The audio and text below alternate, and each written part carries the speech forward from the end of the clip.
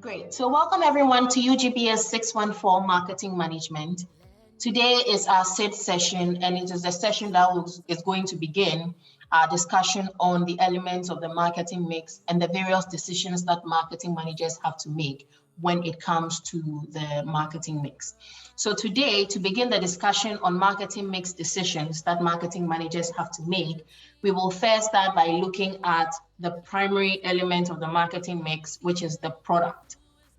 So today we will be looking at product and service decisions as they are to be made by marketing managers when it comes to the overall decision regarding what to put to market and how to be able to get consumers to purchase it for the firm to be able to achieve its objectives. So as usual, there are certain learning outcomes we hope to achieve by the time the session is through. And these include: 1, to be able to understand the characteristics of products and how they are classified. 2, to be able to understand the main stages in new product development.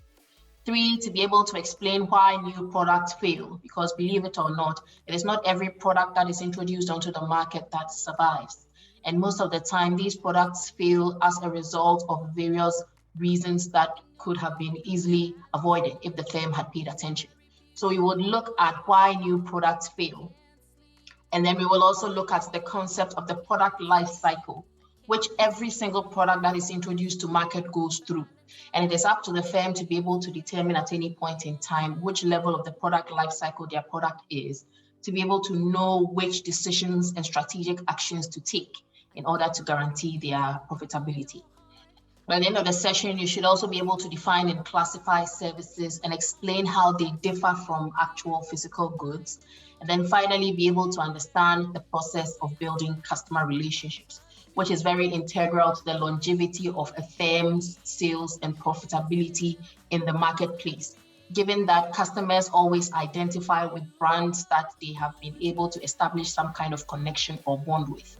So we will be able to understand the process of building customer relationships and why it is necessary. So these are the main learning outcomes that we would have achieved by the time we complete this session. As usual, if you have anything to say during the session in the form of a question or a contribution you want to make, kindly raise your hand and I will give you the opportunity to do so. So in the absence of anything else, we will begin by first looking at what a product is.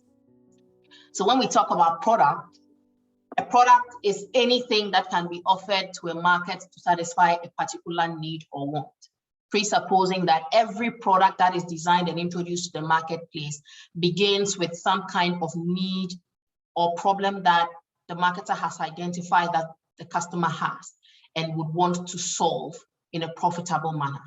So when we talk about products that are brought to the market to satisfy these needs and wants, they may include anything from physical goods to services, to experiences, to events, persons, places, properties, organizations, information, as well as ideas.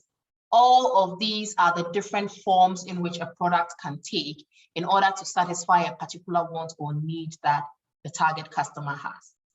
Now, to be able to achieve market leadership, where a firm is able to set itself apart in terms of marketing any one of these forms of the product that we have talked about to their target market, they must be able to offer whatever product they are giving the market or service they are offering the market or experience, event, person, any of the above forms that a product can take that we have talked about in the form that is superior. Meaning that if whatever version of the product you are offering to the market is not superior in terms of its make and quality, it will be very difficult for you to communicate some type of value to the customer that they will be willing to exchange resources for.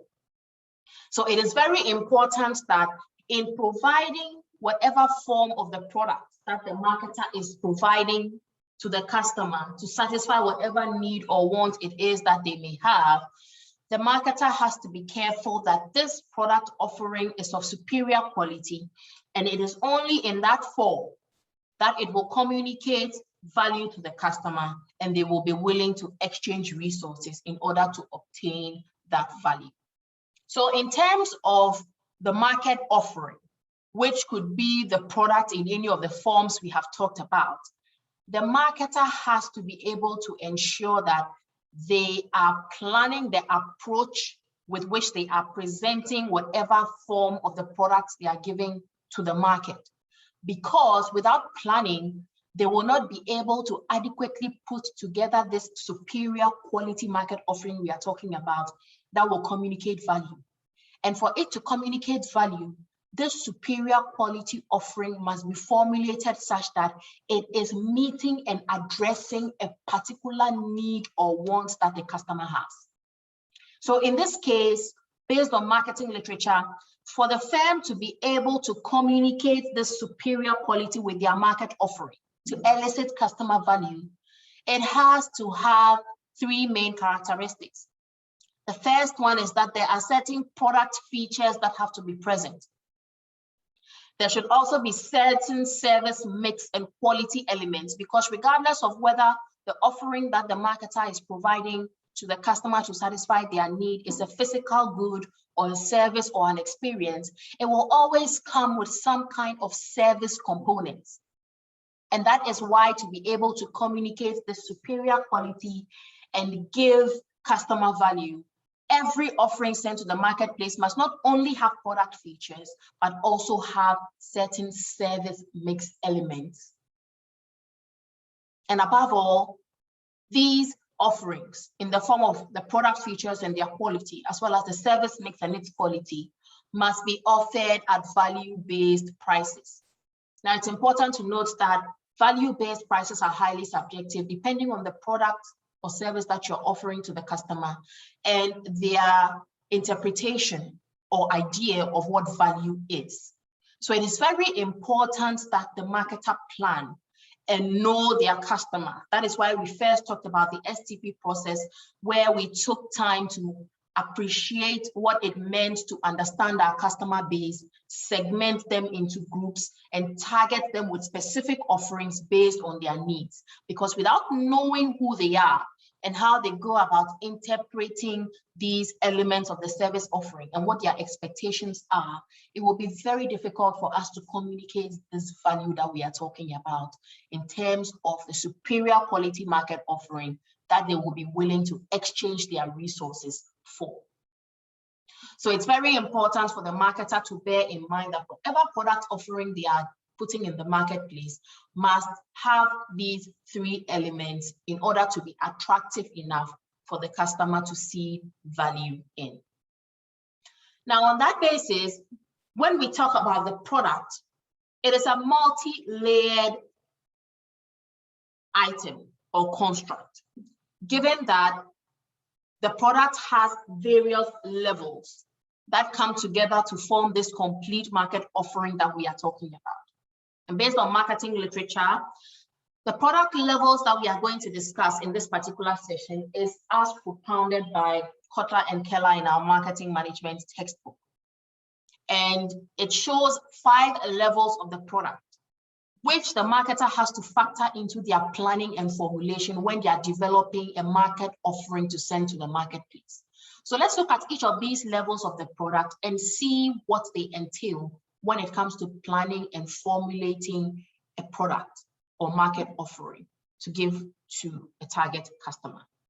Now, let's start from level 1, which is the core benefits. And in explaining these levels, we will use hotel services as our example. Now, at level 1, where we have the core benefit, it basically talks about the fundamental level of the product, which details the particular benefits that the customer is really buying, or what benefits or solution they are getting for the need or wants that they have. That is why we talked about the fact that every good product or market offering begins with a well-identified need or want that has to be satisfied. So for instance, in our example using hotel services, any hotel guest would usually make a booking at a hotel because they essentially want a place where they could rest their heads and be able to sleep. True or false? True. Good. So in that case, if you are a hotelier, the core benefits that you are providing to your customers or your target audience is giving them a place to rest their heads and to sleep. Now, beyond the core benefits, we have the level 2, which talks about the basic or generic product. Now, this is where whatever core benefit you are offering has to be packaged in some form that can be presented to the customer. So the core benefit of giving the customer some place to rest their head and sleep is usually packaged in the form of a hotel room, which includes certain basic amenities like a bed, a bathroom, running water, towels, a desk, in case the person wants to be able to do a bit of work in between the times that they are resting, a dresser where they could dress up after they take their baths, a closet where they could hang their clothing, well stocked with hangers, right? So this is an example of the basic or generic product, which is essentially the core benefit packaged for presentation to the customer. So at any point in time, whatever product that we are buying satisfies a core benefit at its center, being the first level. However, at the second level, this core benefit is presented to us in a particular form. So for instance, if we take water satisfies a core benefit by quenching our thirst. But the water cannot just be given to us as is. It has to be packaged in some form to be presented to us. So the basic or generic product of water that we consume would usually come in a bottle, a PET bottle, which is properly sealed and closed, or in a sachet, as in sachet water, right? Good. However, beyond these two levels, we have the third level, which is the expected product. Now, the expected product here is where the marketer prepares attributes and conditions that we, the buyers, normally expect when we purchase the product. Because usually customers come to the consumption and purchase experience having certain expectations. So aside the core benefit that they want to obtain from the product and the basic product, which is the basic form in which the product is presented to us, we are expected to see some additional elements. So for instance, in the case of the hotel guest, for instance, the core benefit was to be able to give the guest a place to rest their head and sleep. And the basic product is packaged in the form of a room with a bed, a bathroom, running water, among others. However, the customer has certain expectations of this bed, this bathroom, this closet, this running water, and they include the fact that they expect the bed to be clean. They expect the running water in the bathroom to be clean. In fact, these days in modern hotels, people expect the water in the hotel to have options for hot and cold. True or false? True. Good. Right? Again, the towels that are provided, we expect the towels to be clean. We expect the lamps in the room to be working. And again, we also expect a relative degree of quiet and peace because we go there essentially to rest and sleep and be able to focus and sometimes get some work done. So this is an example of the expected product. Again, using the mineral water as an example. The core benefit is to quench our thirst. So it's packaged in the form of a bottle of water for us or a sachet of water. However, we are expecting that this bottle of water will come properly sealed and properly labeled with the Ghana Standard Authority stamp on it and the tax stamp on it to be able to guarantee the authenticity of the water. We also expect to see that the water in the bottle is clear and clean, just like the sachet water, right? So these are all examples of the level 3 of a product, which is the expected product that every customer expects to get when they purchase a particular product. However, beyond the expected product, we have the level 4, which is the augmented product. Now, these are additional perks and augmentations that are added to the product, which go beyond the physical product or the generic product and the extended product, which is supposed to exceed our expectations. That is why it's at level 4, beyond the expected product, and it's called the augmented product. And you will notice that in developed countries, this is usually where brands would engage in active positioning and compete against their competitors, because this is where they get to set themselves apart from the competition. Because generally, when you see firms and brands competing in a particular category, they all offer the same core benefits, the same basic product, and the same expected product. However, the variations come in when we get to the augmented product level, where you see significant changes and additions above and beyond what the customer is expecting. So for instance, in certain hotels, you will realize that apart from the fact that they are offering clean towels and clean bathrooms and clean beds and clean running water, and they are giving you working lamps, there are certain complementary services, like for instance, you get free lunch and breakfast with your room. You get to have complimentary room service in the event that you cannot go downstairs to have your breakfast. True or false? True. Good. So these are all examples of the augmented product. However, based on literature, it is important to note that most firms in developing economies, unlike the developing countries, tend to compete more at the expected product level than the augmented product level. And there are various explanations for this, including the micro and macro environmental factors that we have talked about. All of them come into play in terms of how well firms are able to compete and set themselves apart at these different levels of a product. Right? So that is just a good thing to note. However, the augmented product level, generally, it's an opportunity for the firm to stand out and put forth some unique position that gives them a competitive advantage over their competitors in the same sector or category. Now, beyond the level 4, which is the augmented product, we have the potential product, which, like the name suggests, encompasses all the potential of possible modifications and augmentations and transformations, that the product can go through in the near future. So here we realize that unlike the other levels, when it comes to potential products, the options are limitless, given the fact that things keep evolving and changing in future. And you will realize that in various industries and sectors currently at the moment, several firms are competing at the product level, often by means of innovation and the implementation of some form of unique technology that helps to take their product from one level to the next. And here it's all about the company finding new ways of satisfying customer needs to distinguish themselves from their competition. And sometimes firms are even able to find ways of presenting customers with innovative solutions that they did not even realize they needed. And using our example of a hotel and hospitality in the hospitality industry, for instance, we can talk about Alibaba's Fly Zoo Hotel. Who has heard of Alibaba's Fly Zoo Hotel? Anyone? No, please. Okay. So Alibaba has a hotel in China that is known as the Fly Zoo Hotel. And it is on the cutting edge of technology when it comes to hospitality and hotel services.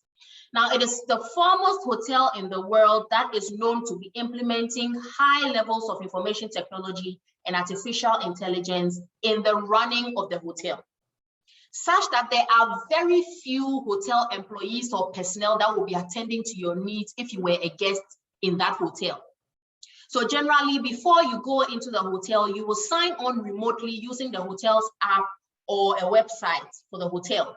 And you will enter a lot of your information, including a picture, which is going to serve as your identification. Now, once you get to the physical location of the hotel, you check yourself in. Whereas traditionally, in parts of the world like Ghana, we still have humans checking us into hotels, isn't it? Yes. Good. But in Fly Zoo Hotel and in some other hotels around the world that are slowly incorporating this technology, you go there, and just like we have in the airport where you have the check-in stands, there are check-in stands in the hotel where you check yourself in. And they use the picture you uploaded as your identification to be able to identify you. And once you are checked in, your image is what is used to be able to help you to access all the services in the hotel. So when you enter the elevator, for instance, you can see from the slide I've presented to you, your picture is what identifies you as a legitimate occupant in the hotel. And when you punch in your floor, it takes you to your floor, and then you walk to your door, and they have keyless entry, where you do not need an actual key or a key card to enter your room. You basically punch in your code, the camera at your door will scan your face and will notice it's you and it will let you in. Again, they do not have human waiters that serve food in the hotel. They use robots to serve food, both in the restaurant and room service. So when you have a need, you basically enter it into, there's a system in the room that you are able to enter your request in. You enter your request and in no time, a robot will be at your door with your order. Or if you are in the restaurant, the robot will come straight to you with your food or your beverage and you will pick it up using a code.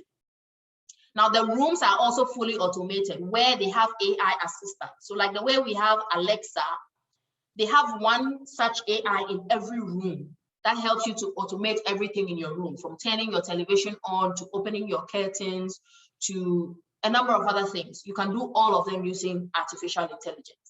Now, generally, this is the standard or the potential that we are looking at for hoteling services to get to in the future. So you will notice that even though FlyZoo Hotel is at that level, there are various hotels all over the world, including Ghana, that are not there yet. Recently, I was made aware that Fiesta Royale and some other high four-star hotels in Ghana are sampling forms of this technology. However, they are not implementing it yet on a full scale, right?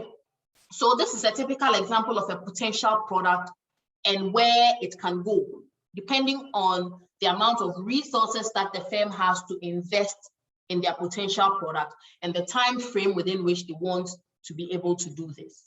Please, I hope you all understand. Good. So for those who are interested in learning more, there are various documentaries and videos about the FlyZoo Hotel online. You can go ahead and Google it or go to YouTube and enter it and the videos will come. Florette, do you want to add a bit to it? Florette, go ahead. Thank you, Doc. Just a question regarding potential product. So is it mean the potential product can be either already like realistic, or it can be an idea that's yet to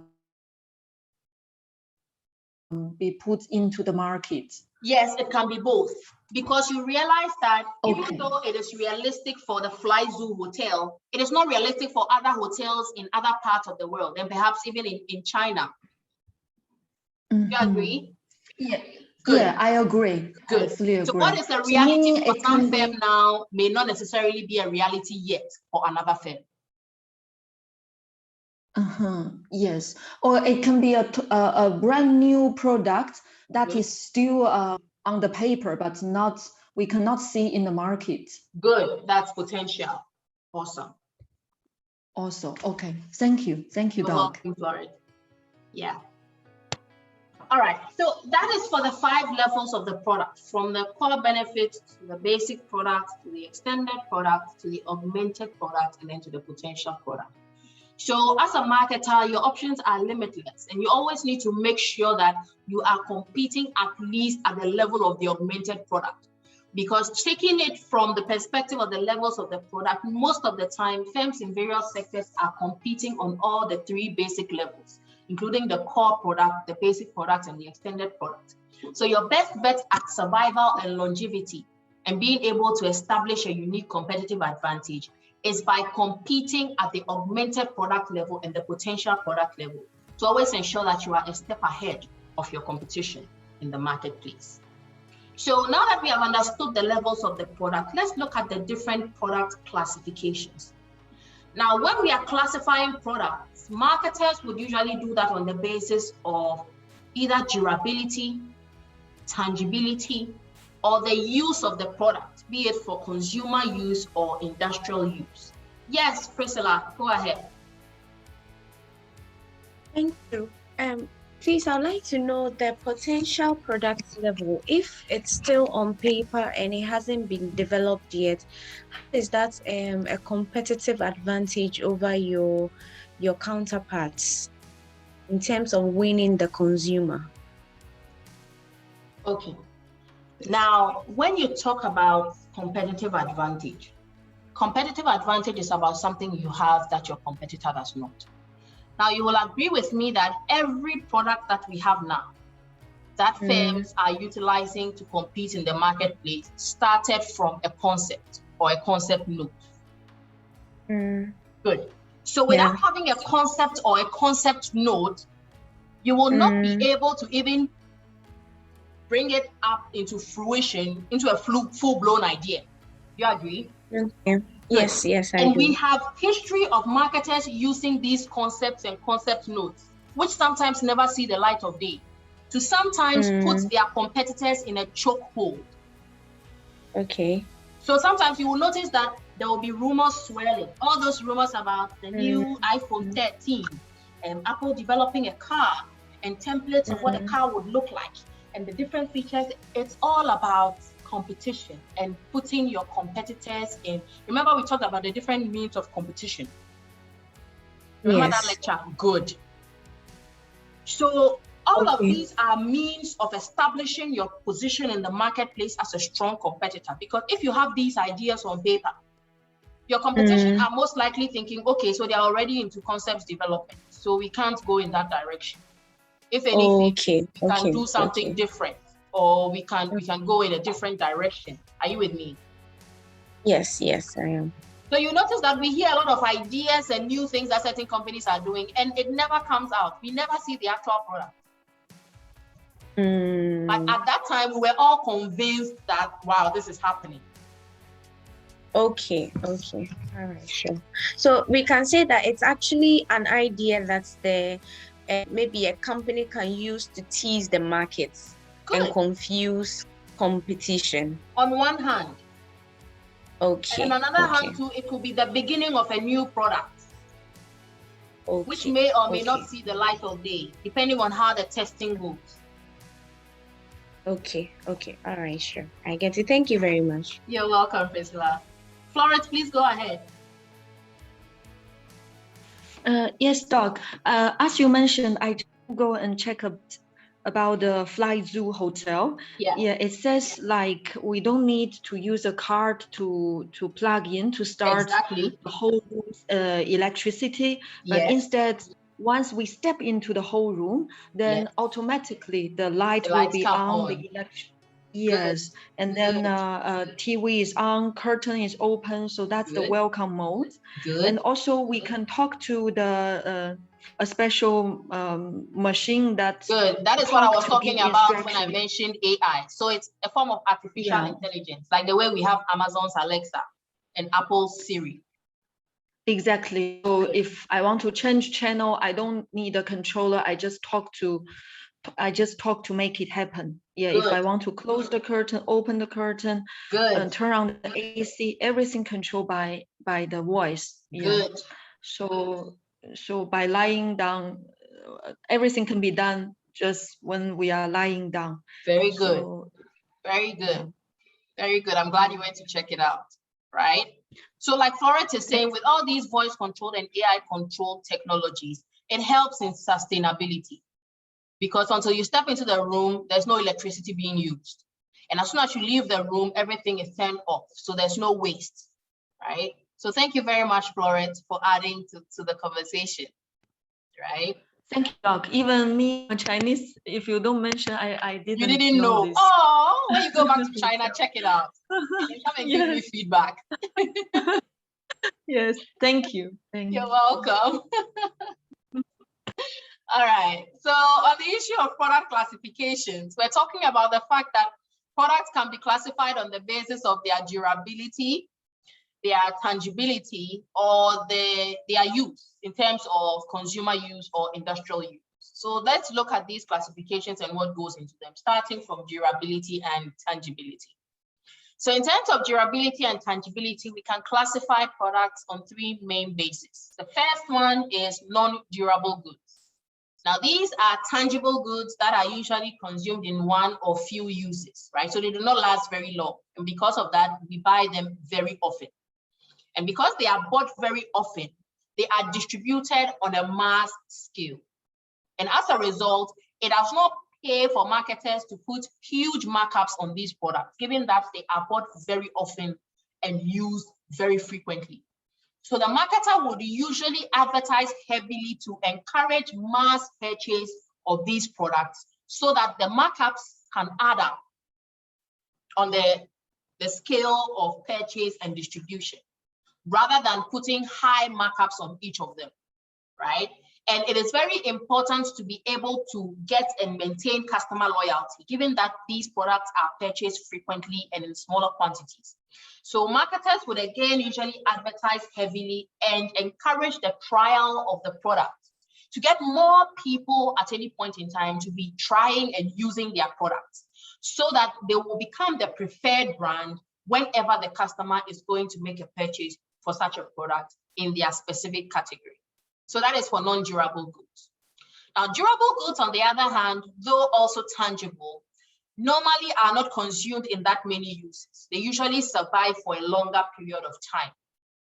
And because they, unlike the non-durable goods, command higher margins, they normally require more personal selling and service to be able to convince the customer to purchase them.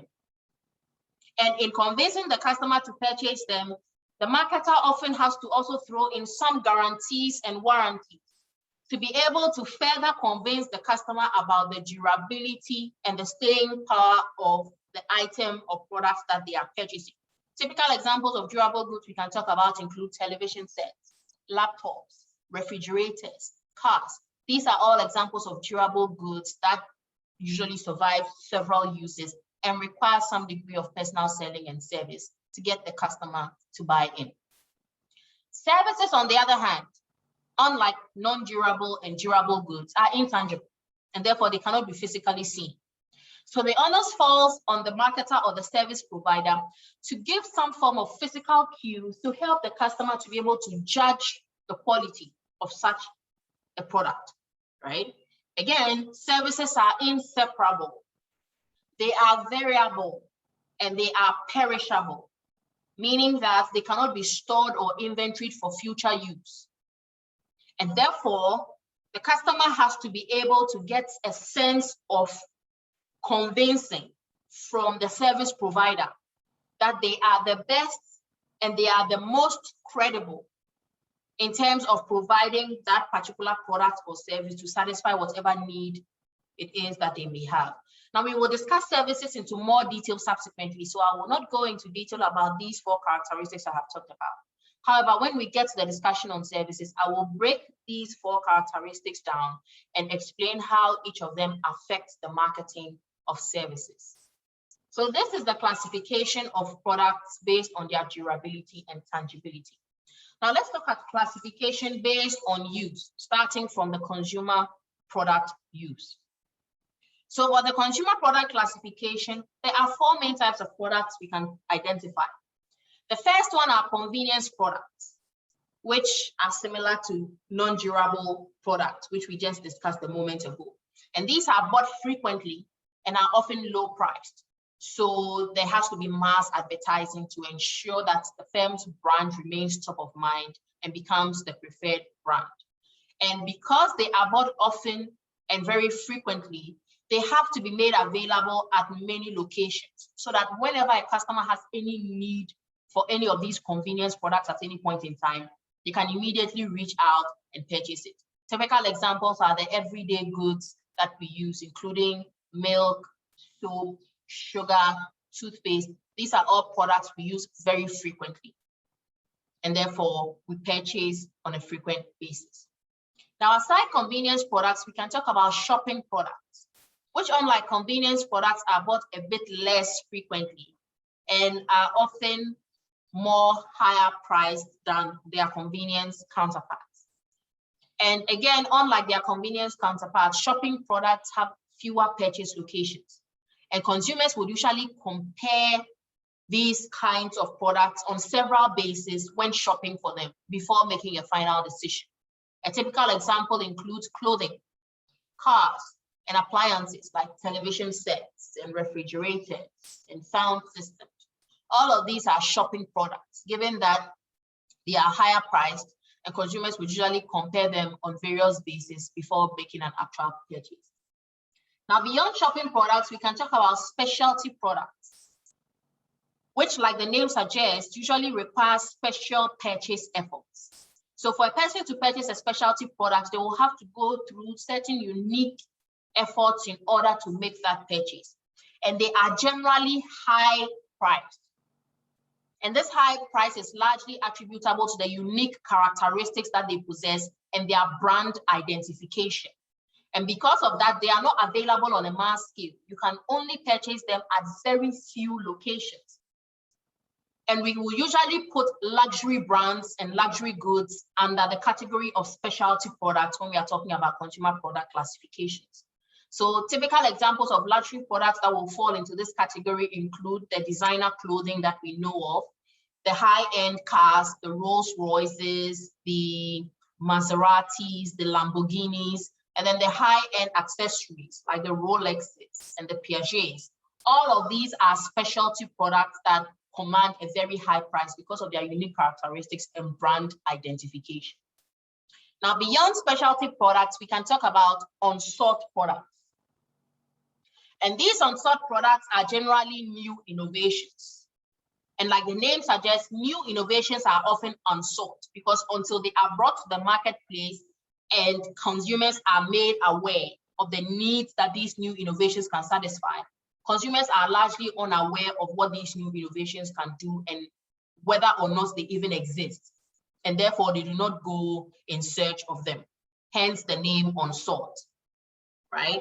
And generally, to be able to get consumers to buy into this idea, given that they may not know about or understand what these innovations or products are and what it can do for them, the marketer has to put in much effort into advertising and personal selling to be able to ensure that they can get the customer to buy in to the idea of these new innovations and what needs it can help them solve.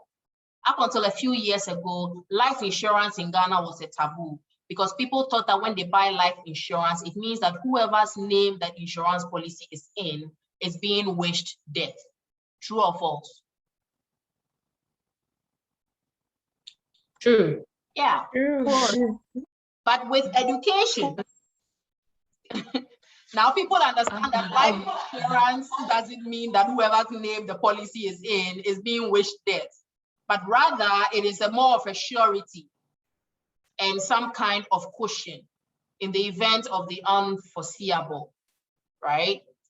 Again, in Ghana here, people do not necessarily build houses and think I have to install smoke detectors. True or false?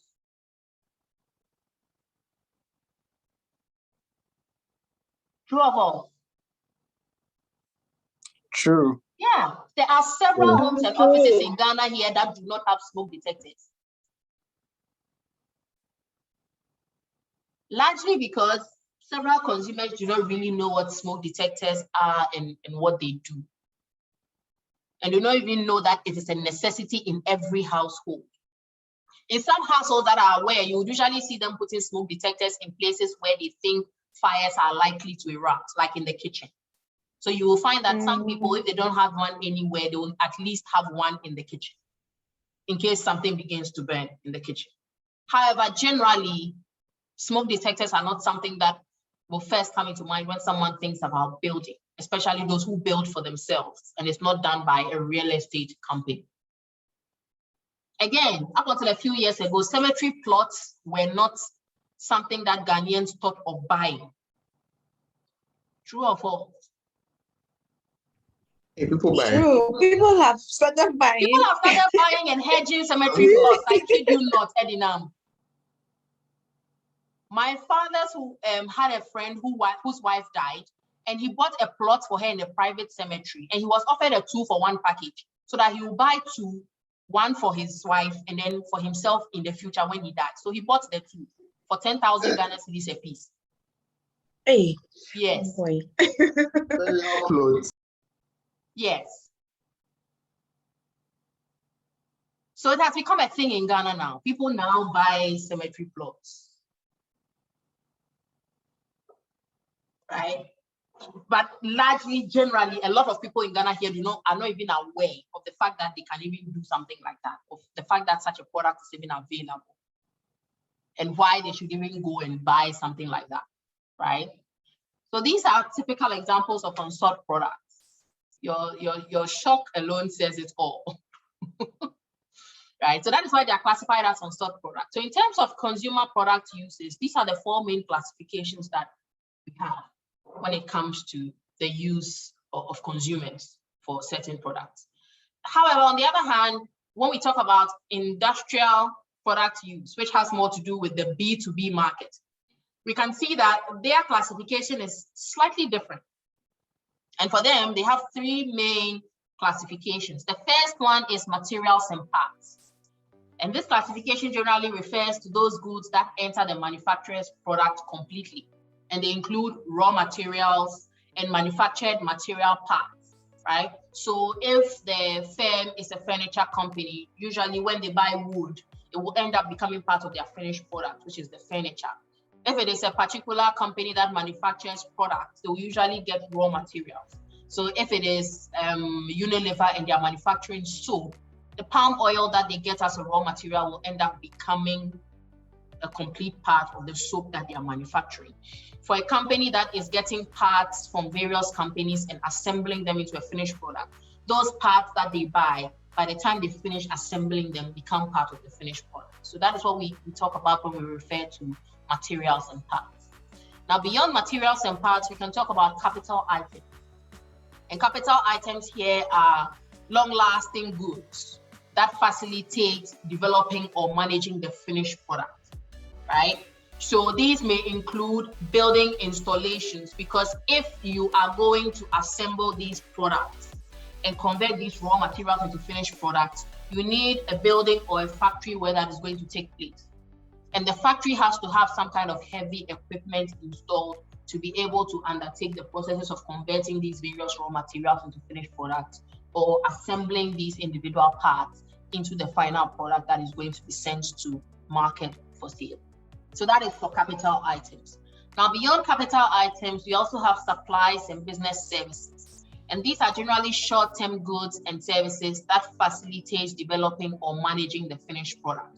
So they may include the maintenance and repair items, given that when you put up a building, which is a factory, and you have heavy equipment installed in this building for converting your raw material into finished products, the machines have to undergo consistent maintenance. And in the event that there's a breakdown, repairs have to take place.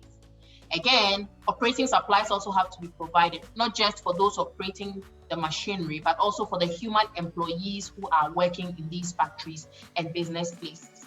So that is what comes under supplies and business services.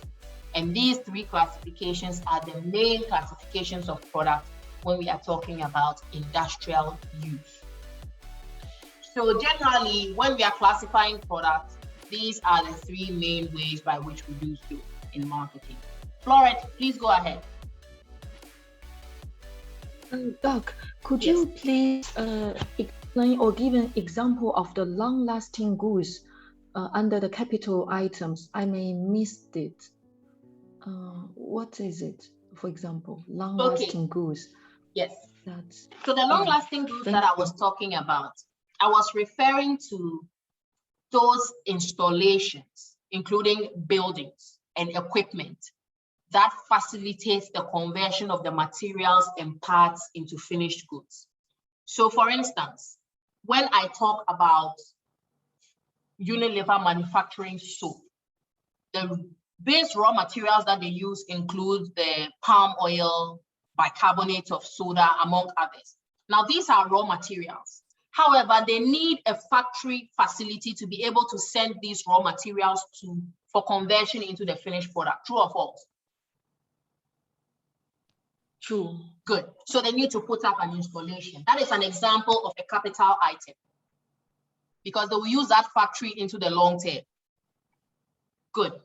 Once they put up this manufacturing facility, they need equipment or machines to do the conversion of the raw materials. That is another example of a capital item, because this machinery will be installed and be used for a long period of time when converting these raw materials and parts into finished products. So these are the two examples of capital items I talked about when I was discussing the capital item. Florence, do you get it now? Florence, are you there?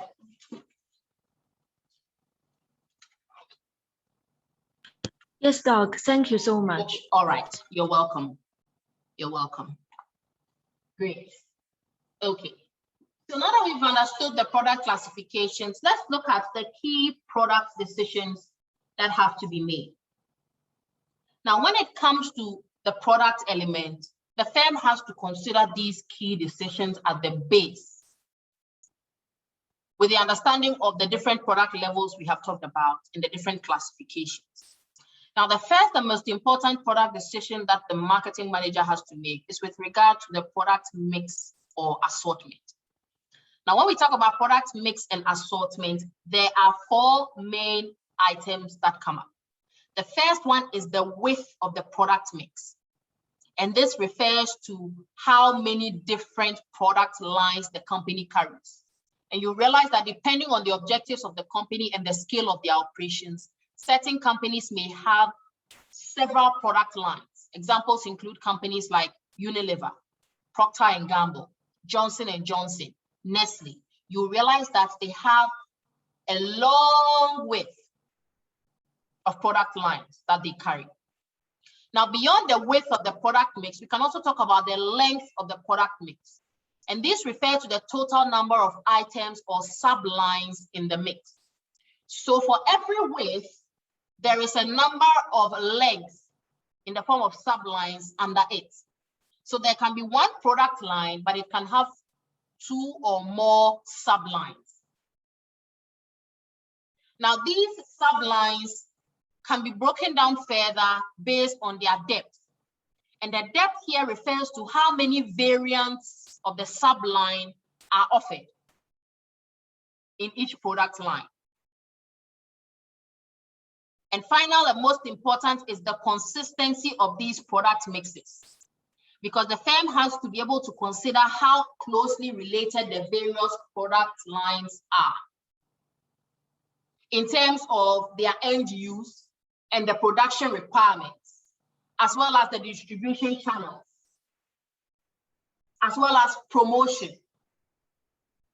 These are very important because the firm has to have some degree of consistency if they are to be able to maintain their performance with regards to these different product lines and sublines and variants in order to remain profitable. So using this diagram, let me break it down. Like I mentioned, we have the product width, and you will notice that the company, which is at the top of the matrix that we have, has how many product lines? How many product lines does the company have? Three. Three. So that means the width is 3. Good. Now we talked about the fact that for every product line, there are sub lines which represent the length. So product line 3 has a particular length. What is the length of product line 3 in terms of? 2. 2, good, because it has 2 product sublines. Now in terms of depth, you will realize that product subline 1 has 3 different products, meaning that there are 3 different variants of product subline 1. Now, product line 1, on the other hand, does not have a length because there are no sublines underneath. However, there are different variants of that particular product line, which represents a depth of 3. So you notice that company A, let's use that name, company A, has a product mix width of 3.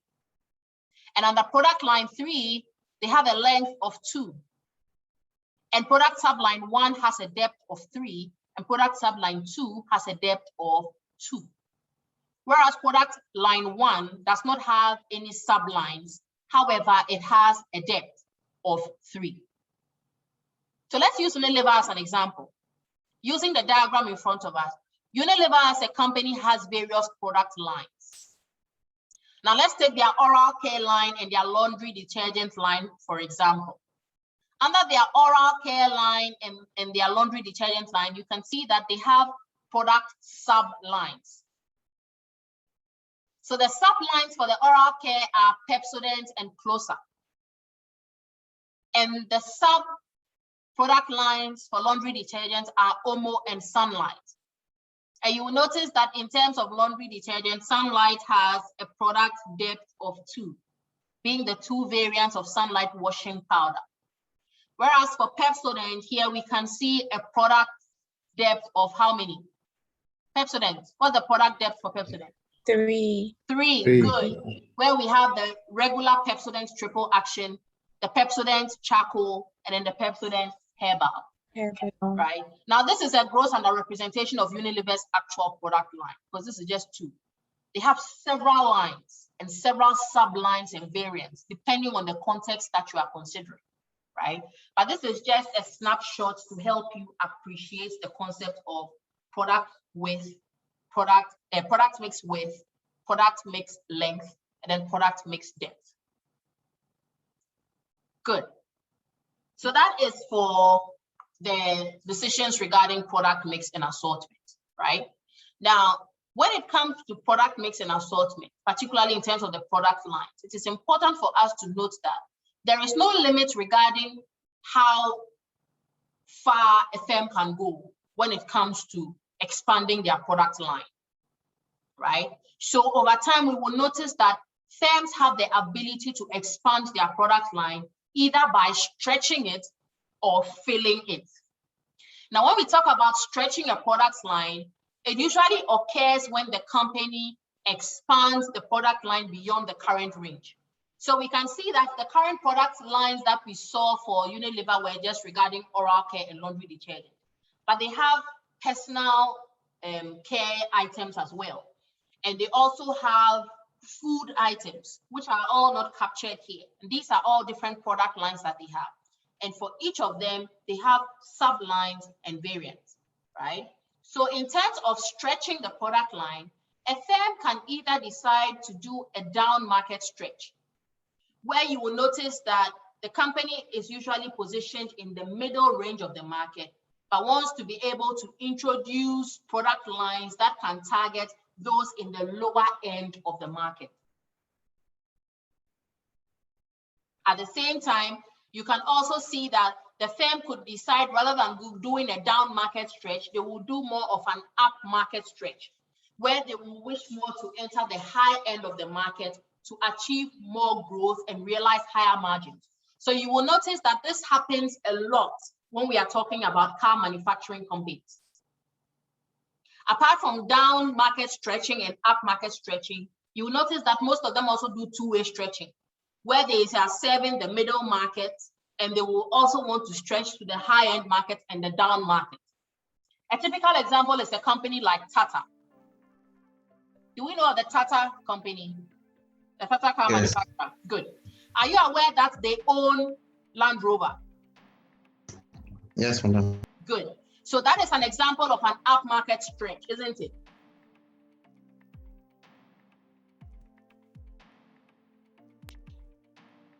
Yes, it is. Good.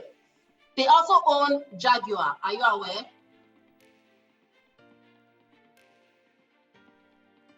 Are you aware that Tata also owns Jaguar? No, madam. Oh, okay. So Tata also owns Jaguar. So that's another form of up-market stretch where they are trying to reach another segment of the high-end market, right? We see this happening with several other companies. Another typical example of a company that does this that we know of is Toyota. So Toyota has Toyota for the middle market range, right? And then they have Lexus for which end of the market? The up stretch, up market stretch. Good, up market stretch. Then they own Daihatsu. Has anyone heard of the Daihatsu car? It was in Ghana some time ago. I don't see it anymore. Yes. Yes, it's still around. It's still around, yeah. Right? So they also own Mostly Daihatsu. used for taxi.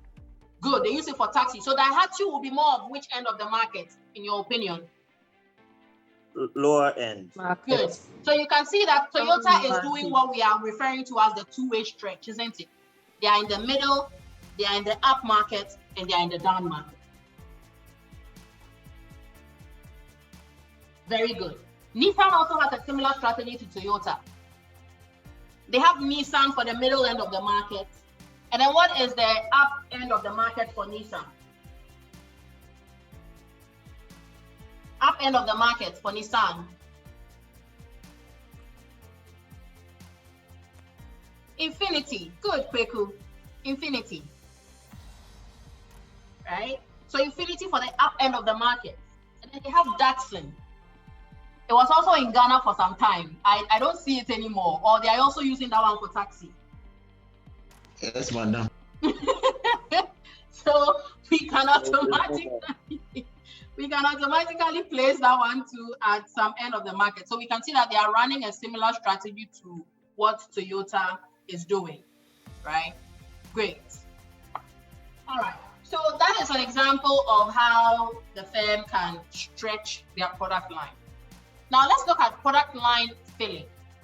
A product line filling here is where they are expanding or lengthening the product line by adding more depth in terms of the variance within the present range, right? And this is largely because they want to be able to reach for incremental profits by getting to more customers within the target market. So you would notice that they would, like we saw in the Unilever example, have Pepsodent, but they have the regular Pepsodent, Pepsodent charcoal, Pepsodent herbal. I think there was also Pepsodent sensitive. Am I right? There was Pepsodent sensitive, isn't it?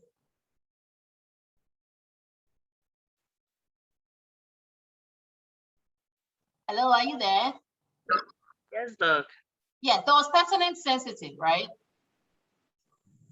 It was close-up sensitive. Close-up sensitive, okay, but there was also Pepsodent sensitive, I remember. Yeah, me too. Yeah, but it didn't really catch on in the Ghanaian market. So I don't see it anymore. Right, so these are all different variants that have been used and introduced by firms as a way of filling their product lines. For Sunlight, we know it is usually the either the pink one or the yellow one for the laundry detergent. And for the bar soaps, they have the yellow and the pink. However, when you go to other contexts, Unilever has another soap that mimics Sunlight, which is called Surf. And Surf comes in more variants. They have Surf Lavender, Surf Rose, and then they have the yellow one as well, right? So these are all ways of reaching for incremental profits, because then you are reaching to a wider target audience using the various fragrances that they prefer, right? Again, it's about utilizing excess capacity. If the firm has more capacity to manufacture more, it will make more sense to be able to fill the line with more variants so that they can utilize the excess capacity that they have. And by adding more variants, they may end up becoming the leading full line company, because it means they will be offering products to various users in the same category, kind of like the strategy that Johnson & Johnson and Procter & Gamble have been using by providing a full line of products that satisfy various market segments with different needs in the same sector or industry. Then by filling the product line too, they usually do that as a competitive strategy to be able to plug holes to keep out competitors. So if they have been able to fill all the possible product lines or variants that could be provided in the marketplace, there is no longer room for their competition to come in and try to take any portion of the market from them. So these are all motives for which a firm would want to fill their product line, right? Good. So that is for product mix and assortment decisions. The next product decision we can talk about, which is very important for firms, is packaging. And these involve all the activities that the firm undertakes in designing and producing a container for the product. Now, packaging is very important because whenever it comes to the sale of a particular product, the package is what the customer sees first. And it is what speaks to them first before they even approach the product and decide to even pick it up or make an inquiry about it, right? So we marketers usually say that the packaging of a product acts as a 5-second commercial, because within those 5 seconds of the customer first seeing the product and forming an impression about the product, they can decide whether or not they want to choose that product or ignore it and go in for another. So packaging is very important. And you will realize that in that regard, firms go the extra mile when it comes to designing their packaging to be able to ensure that it not only protects the contents of the product that they are selling, but it also serves as a marketing tool to help them to stand out from the competition and be able to grab the customer's attention and end up becoming the preferred choice of product over the competitor's brand. Now, beyond packaging, we can also talk about labeling, warranties, and guarantees. Now, labeling often occurs with packaging, given that it identifies, engrades, and describes, as well as promotes the product. So you will notice that with the packaging comes a particular label, which will often tell us the name of the product, the ingredients of the product, the certifications of the product, its source being the country of origin, among others, sometimes providing vital information regarding how best to use the product to get the most value out of it. All of this is presented through the labeling. And therefore, it is important for firms to pay close attention to the labeling of their products when they are putting them out to market. Again, warranties are very important because they are formal statements of the expected product performance by the manufacturer. Remember, we talked about the fact that to be able to communicate value to the customer, there should be certain product features and quality, as well as service features and quality. Product features and quality are established using warranties. So by providing, say, a 2-year warranty, the firm is trying to tell the customer that the products you have bought and its features are quality enough that they would last you up to 2 years without being damaged or needing any form of repair. Please, I hope we all understand. Yes, please. So in the event that it does not get to that 2-year mark and whatever promise they had made does not come true, within that 2-year period, the firm bears sole responsibility for maintaining the quality and the features of the product. So for instance, if you buy a cell phone and there's a 2-year warranty, within those 2 years, depending on the damage of the product and what happens to it, if it falls within the confines of what they specify in terms of features and quality, they will either repair the phone or replace it for you. Guarantees, on the other hand, are promises of general or complete satisfaction, meaning that you are going to be satisfied with the features of the product and the quality of the service that you get. So you would usually observe that firms would often give money-back guarantees to clients within a certain period of time, meaning that if within that particular period you do not get the desired level of satisfaction from the product or service that you are purchasing, you can come back and take your money. But in Ghana here and certain parts of the world, it is more easily said than done to get a guarantee, particularly a money-back guarantee. True or false? True. Yeah. However, it is a consideration that the firm has to put in, especially when it comes to designing the product, because customers, as part of the expected product, for certain product categories like cars or appliances, expect to get some kind of warranty when they purchase it. So if you are a firm and you are in this category and you don't provide a warranty, then you are not providing the expected product, and it may lead to you losing market share to your competition. Entry Forsen says Herbalife gives 30-day money-back guarantee. But Forsen, have you observed anybody who has been able to get their money back within those 30 days?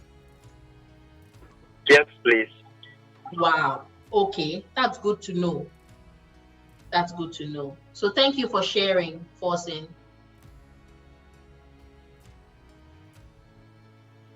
Great. Welcome. All right. So that is for key product decisions. Now, moving on from key product decisions, let's talk about new product development.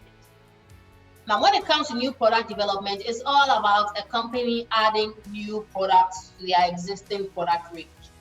Now, this can be done in one of two ways, either through acquisition or through development. Now, acquisition is usually the easier route, where the company would generally go out and buy another company, or buy the patents for manufacturing a particular product from another company, or get a license or franchise from another company to manufacture a said product. And we see this happening a lot in sectors like the toy industry, and in other sectors like the fast-moving consumer goods industry, where we see organizations being able to acquire specific patents and brands of products for manufacture. Blue Band, we know, was recently sold to another company who acquired it in addition to other margarine variants from Unilever, including Flora margarine, and they started producing it with those patents and brand names. Again, we know PepsiCo went ahead to purchase Tropicana orange juice as well as Quaker Oats, right, in a bid to develop new products and expand their product range. The toy companies often get licenses from the animation companies like Disney, who produce these animated movies and series and use the licenses for each of the characters in these movies and series to manufacture toys for sale to children, right? So these are examples of acquisition as a means of new product development. However, alternatively, though more cumbersome and time-consuming, firms could go through the process of developing a new product from scratch.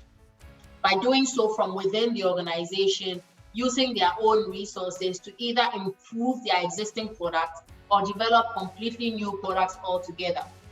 Like what Fan Milk Down Ghana did recently when they decided to add new variants to their Fan Yogo line. Previously, we only had Fan Yogo Strawberry and Fan Choco, isn't it? Yes. Good. But in developing and improving upon their product line, they've added new variants like Fan Yogo Cocoa Pine, Fan Yogo Mango and Passion, Fan Yogo Funky Banana, right? Among other variants. We also have their citrus line, which is another line altogether, right? So you can see that firms have been effectively utilizing these two means of developing new products for some time now. However, the choice of whether to go for an acquisition or development depends on a number of factors, including both internal and external factors, which the firm has to take due cognizance of before they decide which of the two options to go for. Now, in new product development, as we all know, it's not every product that sees the light of day. And for those that see the light of day and are even brought to market, several of them do not survive and are therefore taken back to the company, either for improvement or to be shelved permanently.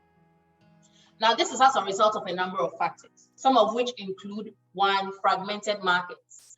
Firms now realize that markets are increasingly fragmented, meaning that we have various niche and minute segments that have different requirements and expectations for products. So for a firm to come out with a product, they have to make sure that they consider the needs of all these markets and segments, which makes it very difficult for the firm to be able to come out with a product that satisfies all the needs of the various market segments that we have. And therefore, if unfortunately the product that they put to market only serves a small segment of the market, they may not be able to make up the necessary sales figures to be able to keep the particular product in production for the long term. Again, like we identified in our discussion regarding the marketing environment, there are various micro and macro environmental factors that may inhibit the success of a new product, including governmental, economic, and social constraints, which will largely be beyond the control of the firm. Again, development costs are a huge issue when it comes to new product development, because you will realize that the firm would put the development of a new product into motion and put it through various stages. But sometimes when they get through the concept testing stage and get to the stage where they have to develop a prototype to put to market, it becomes difficult, given that the cost of going through the process may have increased and the firm may not have the necessary resources to match the increasing level of costs. And therefore, they would have to shelve that idea for the time being till they have enough resources to pursue it. Which leads us to the next reason why new products fail, which is capital shortages. Not every firm has enough money to be able to go through the tedious and arduous task of developing a new product. And as we will find out very soon, there are so many stages involved in product development, which exactly like Richard Adakwa is saying, cost a lot of money, particularly R&D, being research and development, as well as concept testing and developing prototypes to send to market, right? So capital shortages are another factor, as well as shorter required development time. new product development takes time. And for a firm to be able to do so in a short period of time requires certain levels of expertise and considerations. So for a firm to be able to develop a new product in a short period of time, they have to have some capabilities and competencies that make that possible. And with short required development time, it is often impossible for a firm to come up with a unique product that is most likely to succeed once it's sent to market. And therefore, that is one of the reasons why new products fail. Again, poor launch timing could lead to the failure of a new product.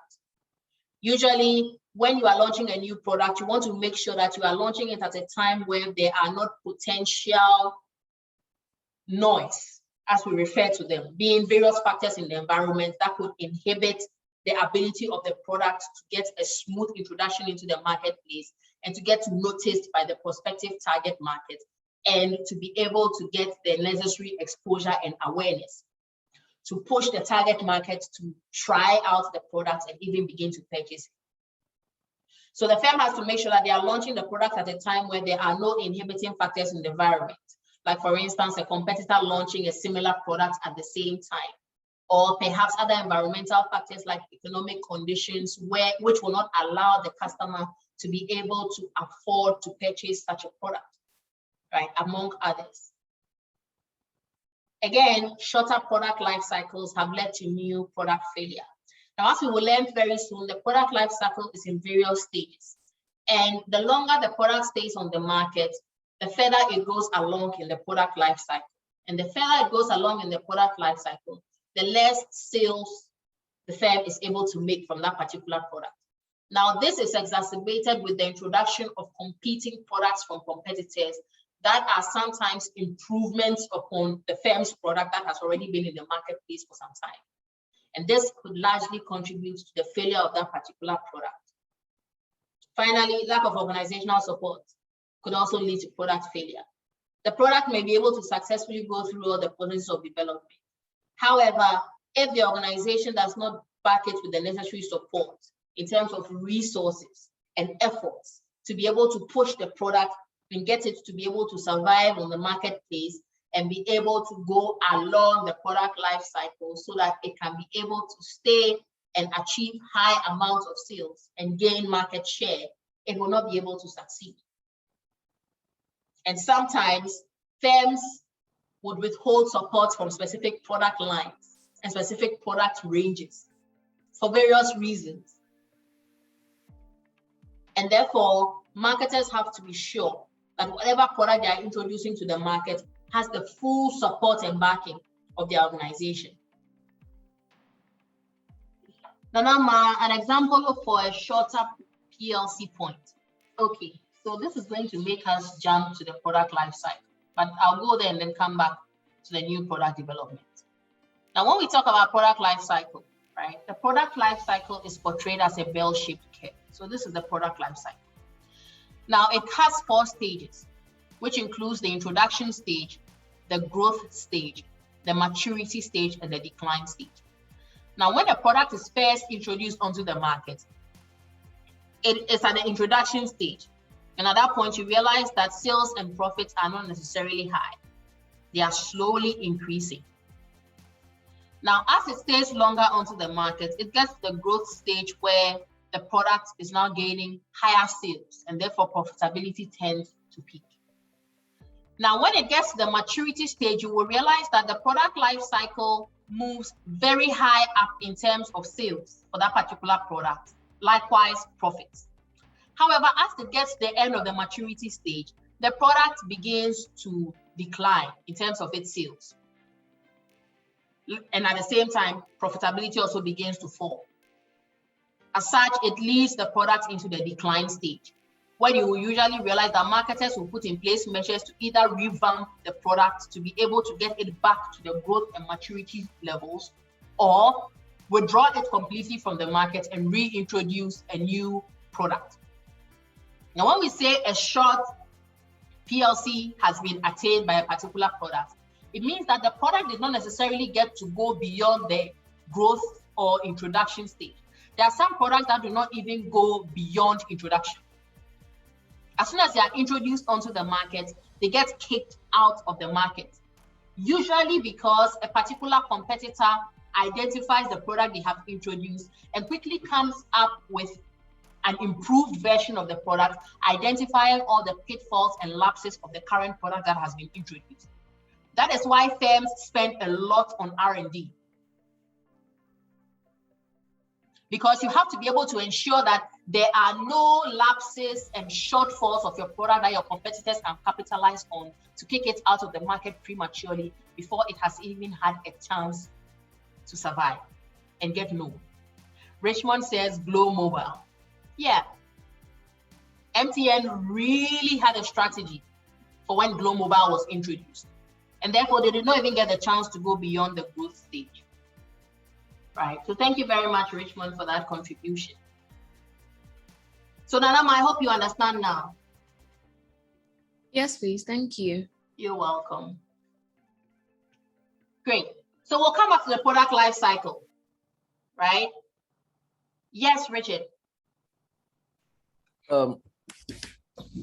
Is there a way to like determine the product life cycle before maybe you like investing a lot of energy only to find out that you may have a shorter life cycle? Is there a way, like, are there any ways for people to know that earlier so that they know where to put in their resources?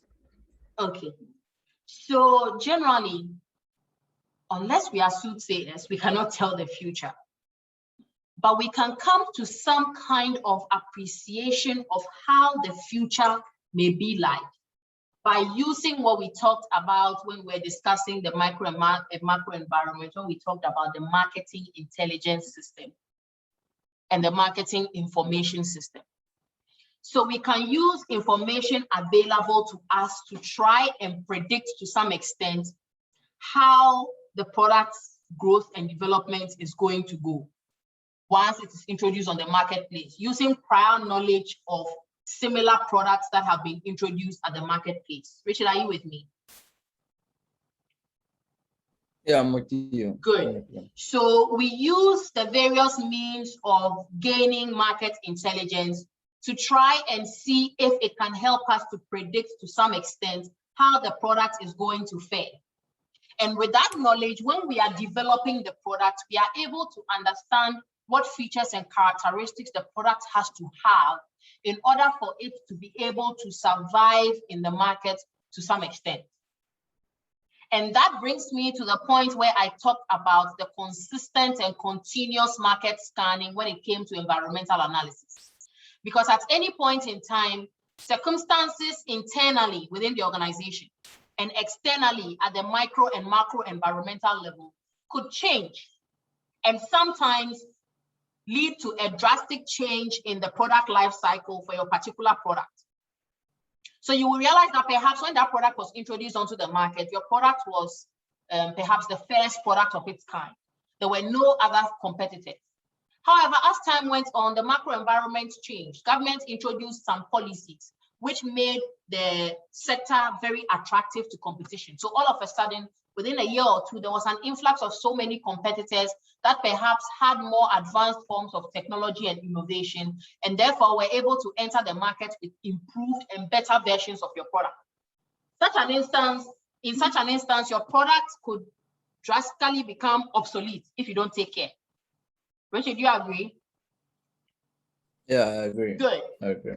Right? So it's very important, like I said, when we're talking about market analysis, for the marketer to consistently be scanning the environment, both internally and externally, because it is these changes in the environment that will determine how you should adjust yourself in terms of your product strategy, your product design, to ensure that your product has longevity in the market. So all these things we see about firms rebranding and firms redesigning and firms revitalizing their brands and products, it's all as a result of observations they are making based on their marketing intelligence to help them to ensure that their products stay longer on the market. So William Fanier, there is no way you can clearly determine how long your product will spend at a particular stage in the product life cycle. But what you can do to help yourself is to consistently keep an eye on the environment, both internally and externally, to ensure that if anything happens that is likely to threaten your product position in the product life cycle or its progression, say from the introduction stage to the growth stage to the maturity stage, then you can take necessary action to be able to forestall that negative impact on your specific brand of product or service. So I hope your questions are answered, Richard and Williams. Yes, madam. Great. Yes, please. Okay. All right. So let's talk about the new product development process. As you can see, there are 8 main stages in the process, and we'll take them one after the other, starting from idea generation. So generally, every new product begins with one bright idea. And these ideas can come from various sources. They can come from employees within the organization.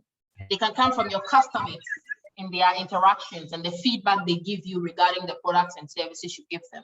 They could also come from your distributors, who sometimes pick up various pieces of information in dealing with their customers, as well as your competition in the events that they distribute, not just for you as a brand, but for other brands. Ideas could also come from your suppliers, who provide you with raw material, because from time to time, depending on who your supplier is, they sometimes come up with innovative forms of the raw materials that they give you as inputs. And therefore, it can give you ideas on how to be able to go about designing a new product for the market. Again, by studying your competitors, you can be able to tell where you should go in terms of designing a new product, especially where you do not want to be competing with your products with your customers on the same lines when it comes to your product. You may want to put in some new innovations that your competition are not doing, and therefore you can get ideas from studying them. Again, you can adapt creativity techniques by finding ways of getting your employees and those responsible for marketing within the organization to creatively come up with new product ideas or service ideas that you can implement in the marketplace to ensure profitability and to help you remain competitive. Great. Now, once you have been able to generate the ideas, you have to screen the ideas, because you will agree with me that it is not every idea that you will come up with that may be good enough to carry through and spend resources on. So you have to make sure that you screen the ideas by looking at, first of all, how compatible these ideas are with the company's objectives, strategies, and resources. Because like we mentioned, if it is not compatible with the company's objectives and strategies, it may lack organizational support, which would lead to product failure. Again, if the firm does not have resources, which could lead to capital shortages, the firm may not be able to invest the necessary resources to be able to ensure that the idea goes through all the stages of new product development till it gets to commercialization and is sent to the market. Again, you also need to screen the ideas based on the market size. You need to be able to ensure that the ideas that are put forth are targeting a large enough portion of the market to ensure that they will be profitable once they become commercialized. Again, you need to think about the development time and cost that will be involved in pursuing each of these ideas. Because if the costs are so high and the time frame is so short, and the firm does not have enough of either resource, be it time and resources, it will be very difficult for those ideas to be pursued to the point of commercialization.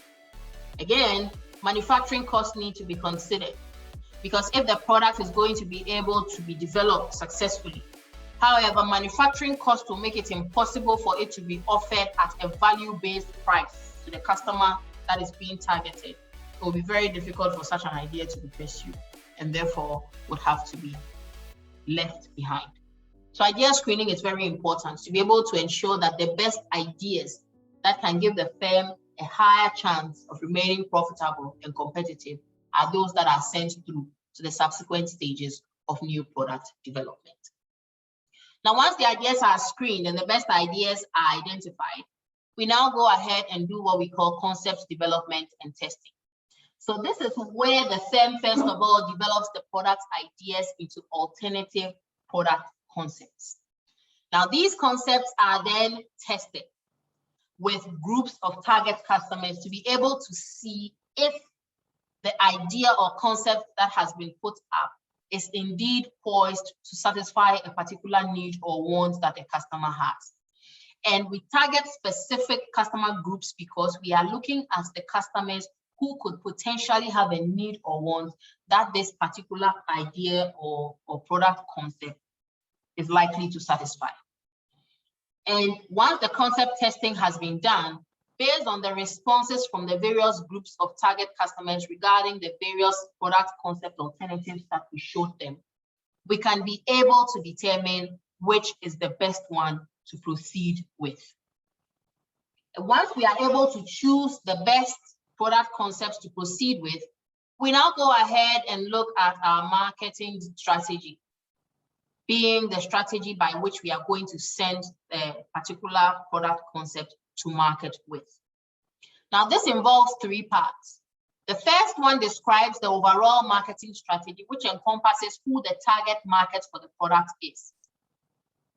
And once we know who the target market for the product is, we need to plan how we are going to position our product in the minds of this target market, just like we discussed when we were talking about the STP process.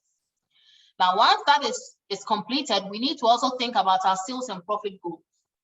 Like you are doing in your marketing plan, you need to anticipate how much sales you hope to make at certain strategic periods, including when the product is introduced to the market and when the product has stayed onto the market for a certain period of time.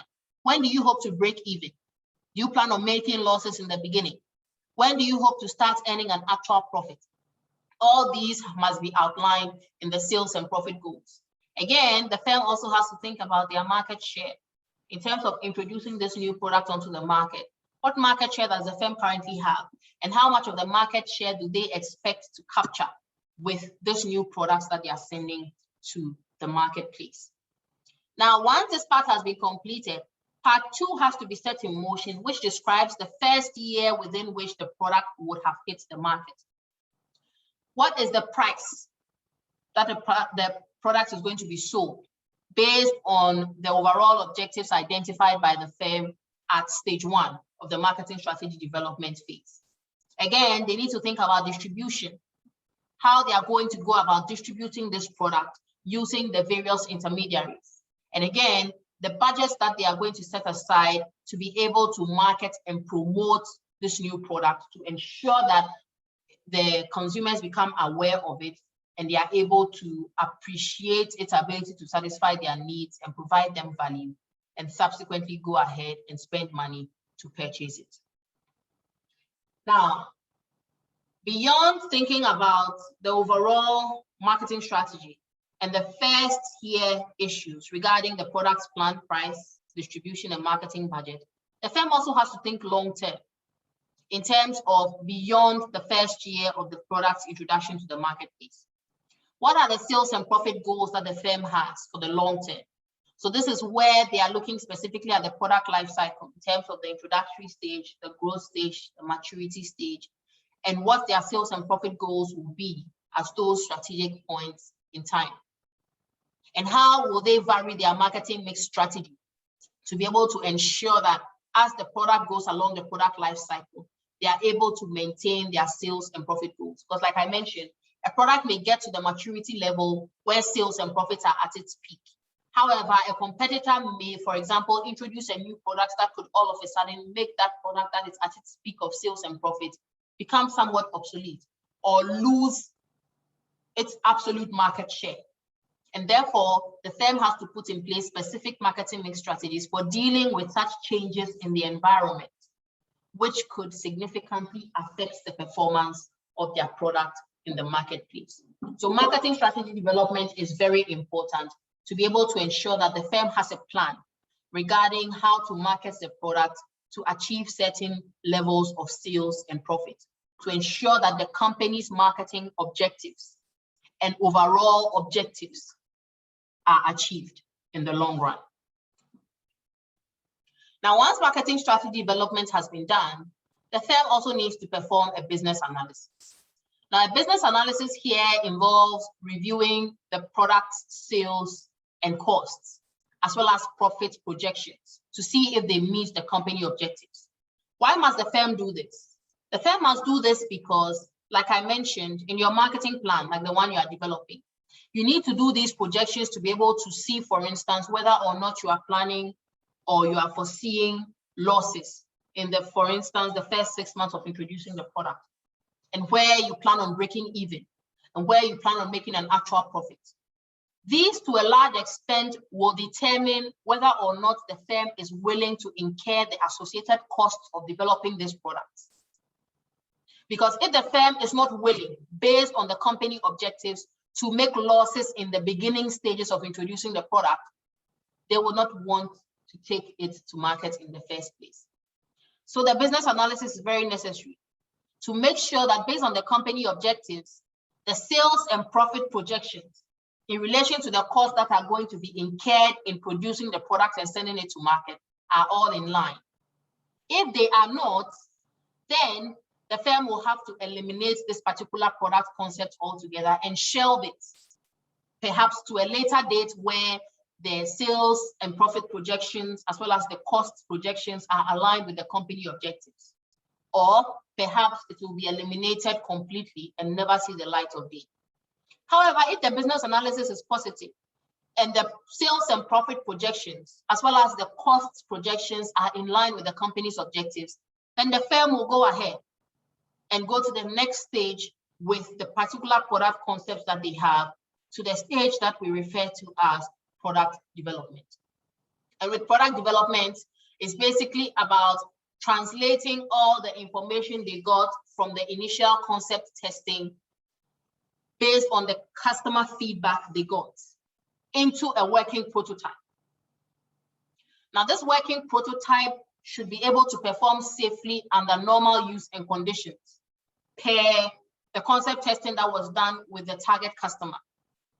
And it should be able to be produced within the budgeted or projected manufacturing costs. Because remember, it is those budgeted and projected manufacturing costs, which made it past the business analysis phase to be able to get to the product development phase.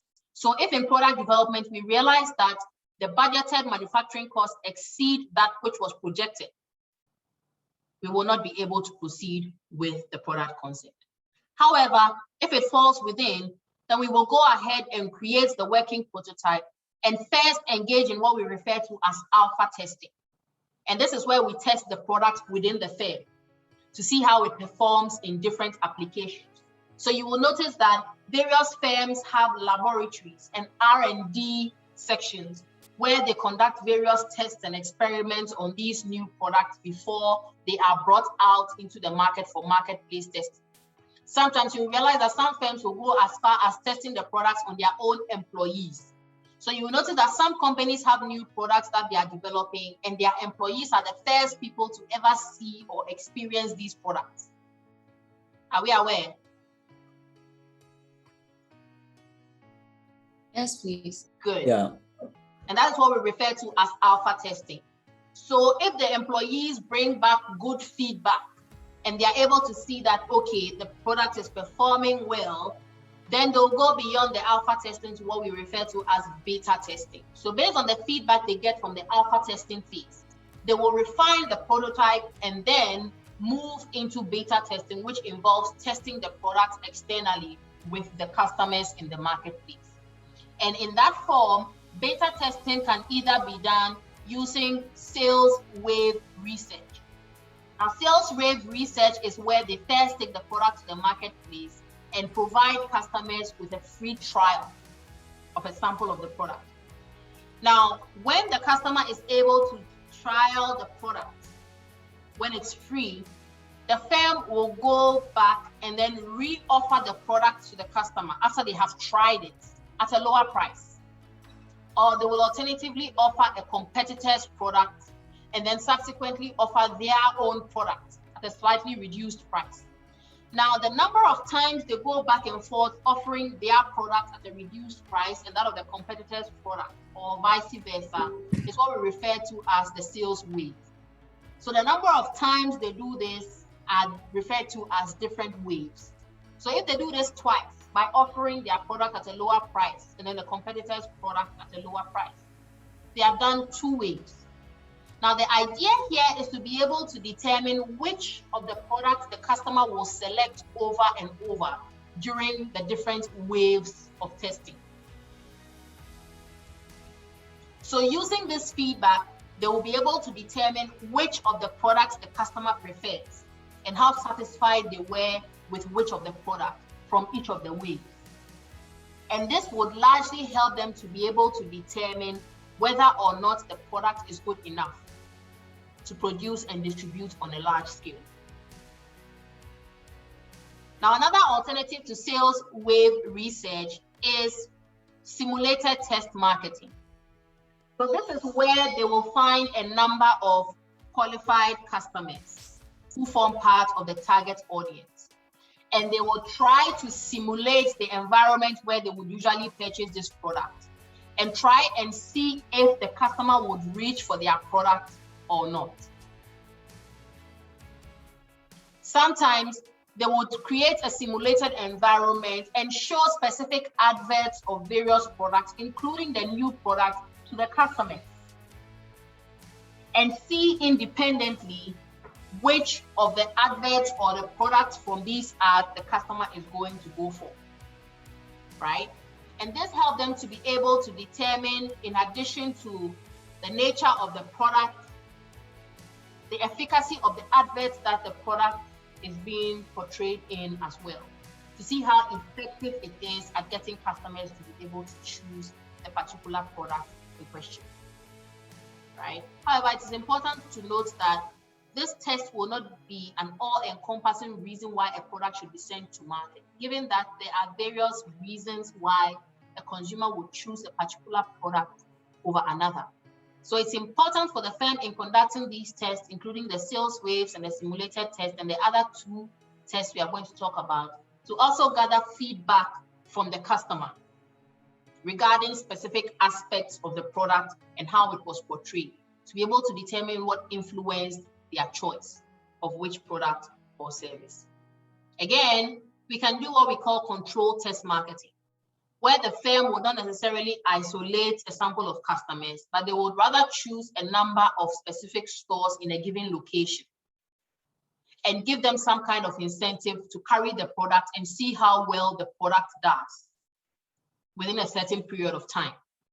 So once the period is over, they will assess the performance of the product in these stores within this geographic area to be able to determine its performance and whether or not the product is poised to be able to be introduced to the marketplace on a large scale. Now, the last alternative in testing goods among consumers is the test market concept. And the test market concept, unlike the controlled test marketing, simulated test marketing, and sales wave research, which involves smaller groups of customers and retailers, test marketing is done on a large scale using a full marketing campaign. However, they will try to limit it to some representative cities and not go specifically nationwide or extremely large, like a whole global campaign. However, they would launch a full marketing campaign on all fronts within certain representative cities, again, to be able to see how well the product or service will perform before they launch it on an even larger scale. So in testing consumer goods in the marketplace, these are the four main techniques that you will often see firms utilize. Now, once the product is cleared, after it goes through all these stages and the firm is satisfied with the performance of this new product, they will now go into commercialization. And when it comes to commercialization, there are certain decisions the firm usually has to take. The first one has to do with when to commercialize, and it's all about timing. Here, the firm has three options. Do they want to be the first to enter the market with this product? In which case, we are talking about the first mover advantage, which presents various benefits for the firm in terms of giving them the opportunity to be able to lock down key distributors and distribution routes, as well as gaining leadership in terms of positioning themselves in the minds of customers before competitors come in with their alternative offerings, right? Or they could go for a parallel entry where they decide to enter the market at the same time that a competitor is entering the market with a similar product. Now, this could either go in favor of the firm or play against them. However, when it plays in their favor, it could bring additional attention to their product, given that the two companies will both be promoting and advertising their new products at the same time. And therefore, it will increase the degree of awareness and attention that is drawn to that particular product category. However, alternatively, the firm could decide to do the late entry in terms of timing, where they wait for competitors to launch their products and they take the lessons from the competitors' product launches, as well as all the marketing effort that the competitors have done to educate consumers regarding that particular product and understand its performance and the needs that it satisfies, to be able to come up with their own product that is an improved version of what their competitor offered. And that way, they can be able to guarantee their success to a larger extent. Now, beyond timing, when it comes to commercialization, the firm also has to think about where to distribute their products. And this has to do with geographic strategy. In Ghana here, you will notice that certain brands of products and services are readily available in certain regions and cities. However, they are not very much available in other regions and cities. For instance, when we talk about ride-hailing apps and services like Bolt, they are readily available in Greater Accra and in Accra. However, when you go to certain parts of the country, like the northern regions, they are not there. Are you aware? Yes, please. Good. And there's a reason for that. But I'm even in Cape Coast, they are not there. Thank you. And there's a reason for that, right? So that is a typical example of the commercialization decisions that we are talking about. The firm has to think long and hard in terms of not just the timing, but also the geographic strategy on whether or not certain geographic regions are prime for them to introduce their products in or not. Now, beyond geographic strategy, they also need to think about to whom, being the target market prospects that they want to introduce this product to. And you will notice that most of the time when firms are promoting their products and services, they target a particular market segment. Ideally, a firm could look at, for instance, early adopters versus heavy users or opinion leaders, because these are the people that they can reach at a low cost, but will be able to a large extent guarantee the level of sales and profitability that they are looking for. For instance, early adopters would always want to be the first people to use a particular product or service and talk about it. So regardless of how much the product or service costs, they will always go in and purchase it. Likewise, heavy users. Heavy users buy a lot of a product very often, meaning that if you target them with your promotion of a particular product, they are likely to buy more of your product on a very frequent basis, which will guarantee your sales and profitability. Likewise, opinion leaders. Opinion leaders usually command a large network of individuals who are highly influenced by their behavior and their lifestyles.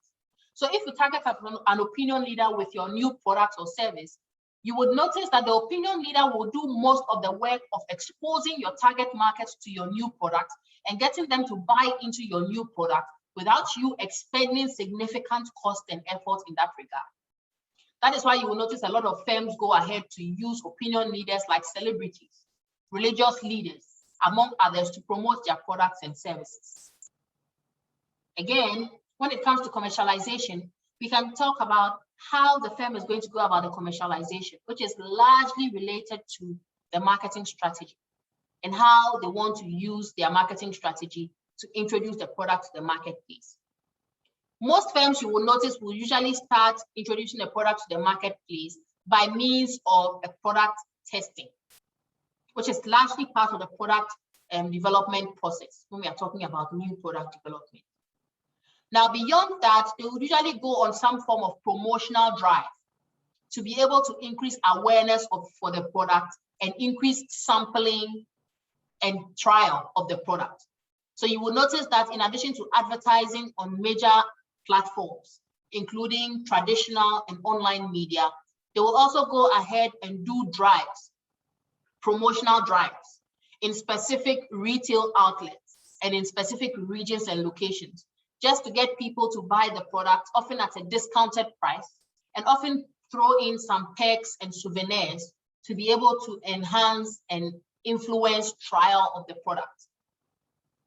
So these are all important decisions the firm has to make when it comes to commercialization. Otherwise, they will not be able to have a controlled means of introducing their new product to the marketplace and being able to determine how well the product is doing, to be able to know how best to proceed in terms of their strategy. So that is it for the 8 stages of the new product development process. And I remember we talked about the product life cycle somewhere in the middle when we're discussing why new products fail.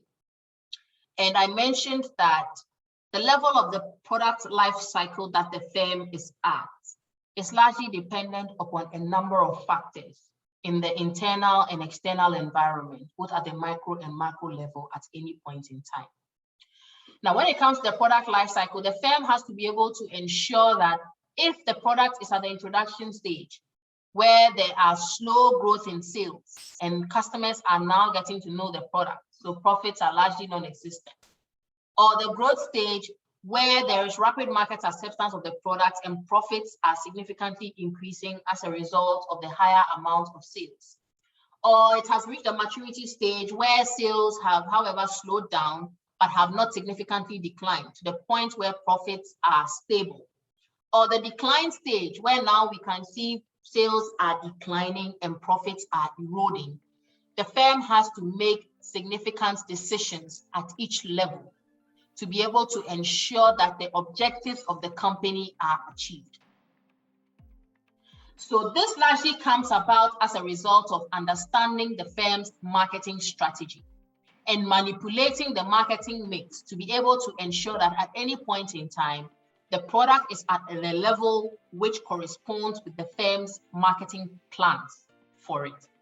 So from the table in front of us, you will notice that there are various characteristics of a firm's product at different levels of the product life cycle, including the level of sales, the cost associated with publicizing the product and marketing it for customer consumption, as well as profits, and the nature of customers at each stage, as well as the nature and number of competitors at each stage, all of which will influence the specific strategies that the firm is going to employ in terms of marketing and objectives that they will have at each stage.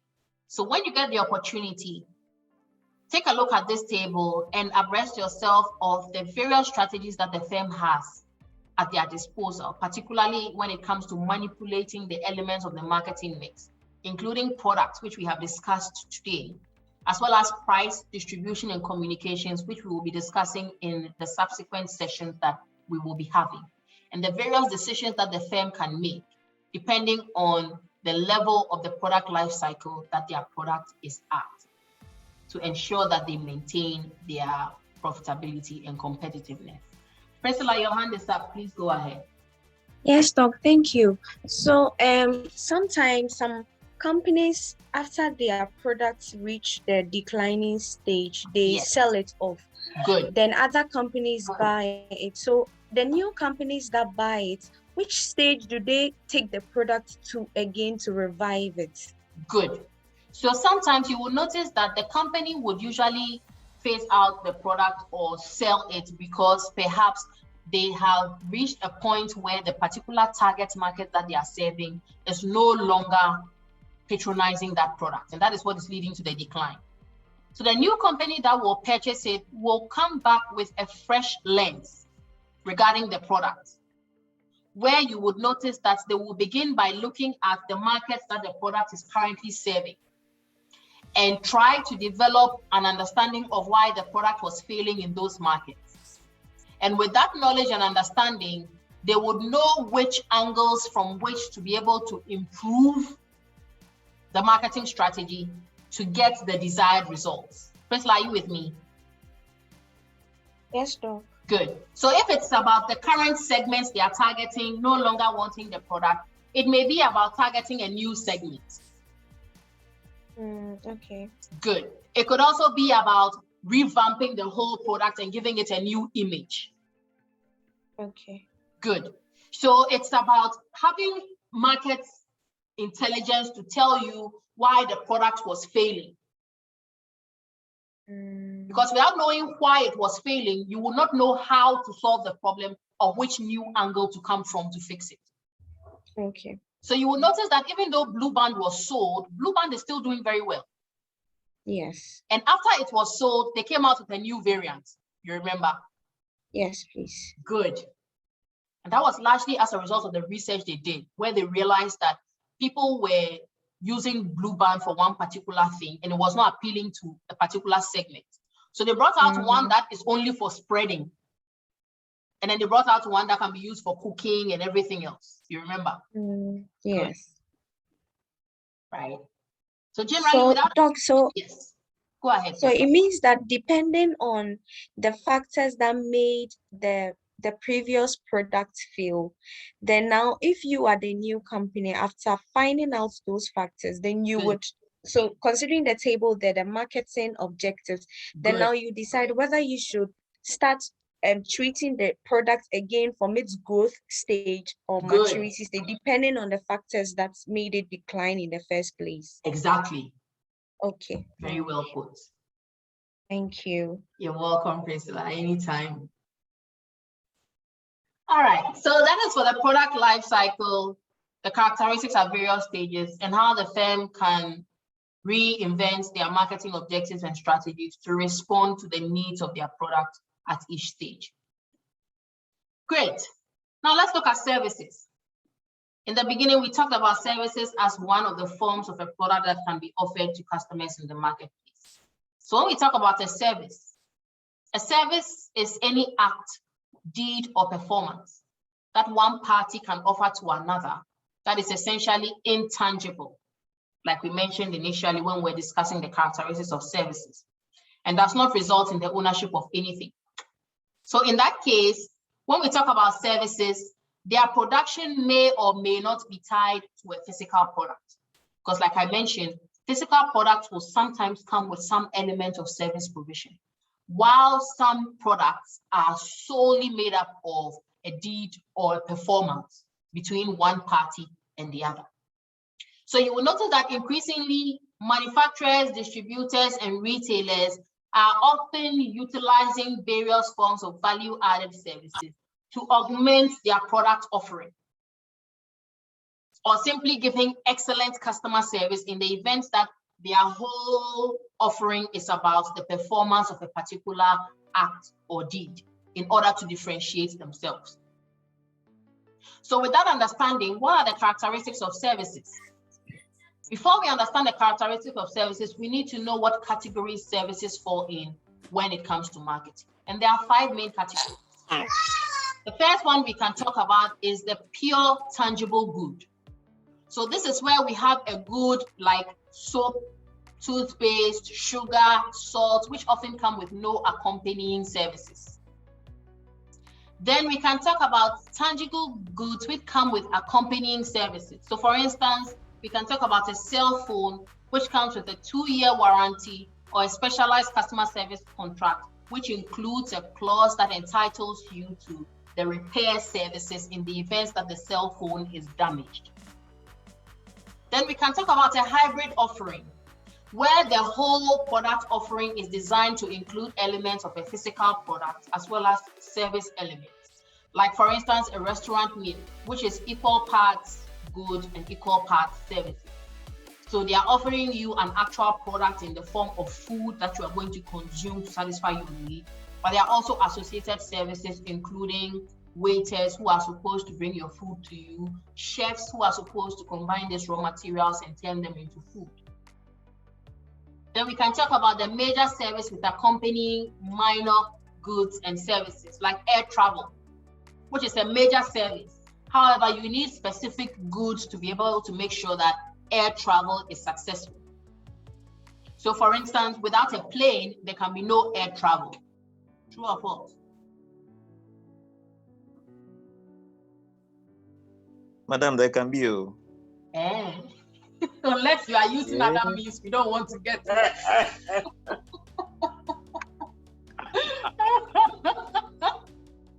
Good one, Richard.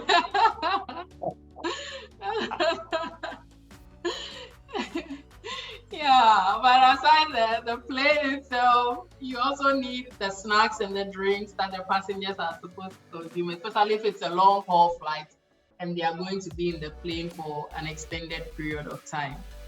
Then finally, we can talk about pure services that are primarily intangible services. So they involve someone performing an act or a deed in exchange for some value, like babysitting or some form of psychotherapy or a massage. All of these are pure services.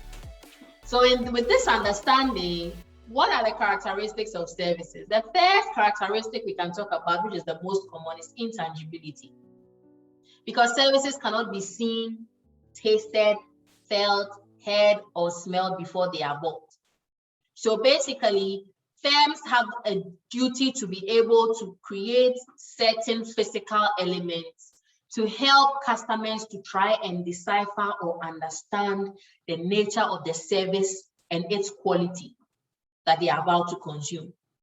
So they would usually look at various elements surrounding the service provision to form their conception or perception about the quality of the service, including the place that the service is being delivered in, the kind of people who are delivering the service. So you realize that a lot of firms will invest in training for their employees and invest in presenting their employees in a particular appearance, leading to the clothing allowances that the banks and other institutions give to their workers, to present them in a particular light to signal some kind of quality. Again, firms will invest in cutting-edge technology, communication material, equipment, and others will also use things like the symbols in their branding, as well as their pricing, all in a bid to tangibilize the service that they are offering and its superior quality to their target audience. Now, aside intangibility, services are also inseparable, meaning that they are consumed and produced at the same time. So when a service provider and a client are engaging, that is when a service is being produced and consumed. Without the parties to the service exchange being present, there is no way that the service can be produced or consumed. In that regard, marketers have to be very careful and cognizant of the characteristics of not just the service provider or the representative of the service provider being the employee, but also the customer.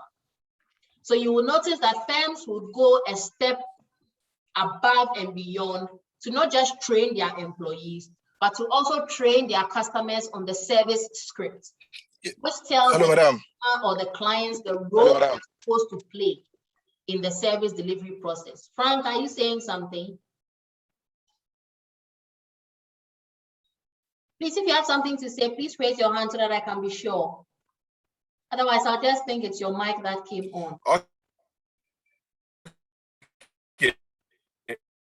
Your line is breaking, Frank. Hello, Frank. Yes, but I have something. No, this is Isaac. Okay, Isaac, please go ahead. Yes. You made a statement that service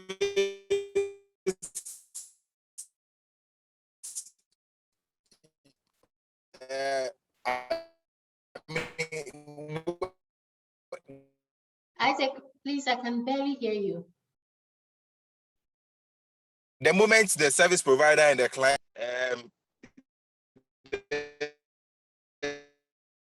Isaac, your line is still breaking.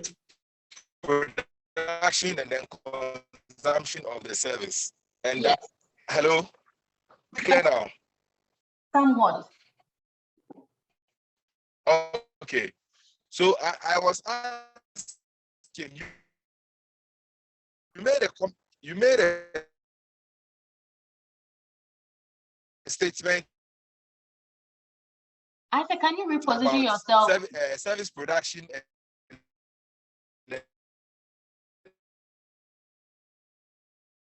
consumption, which must go at the same time. Yes.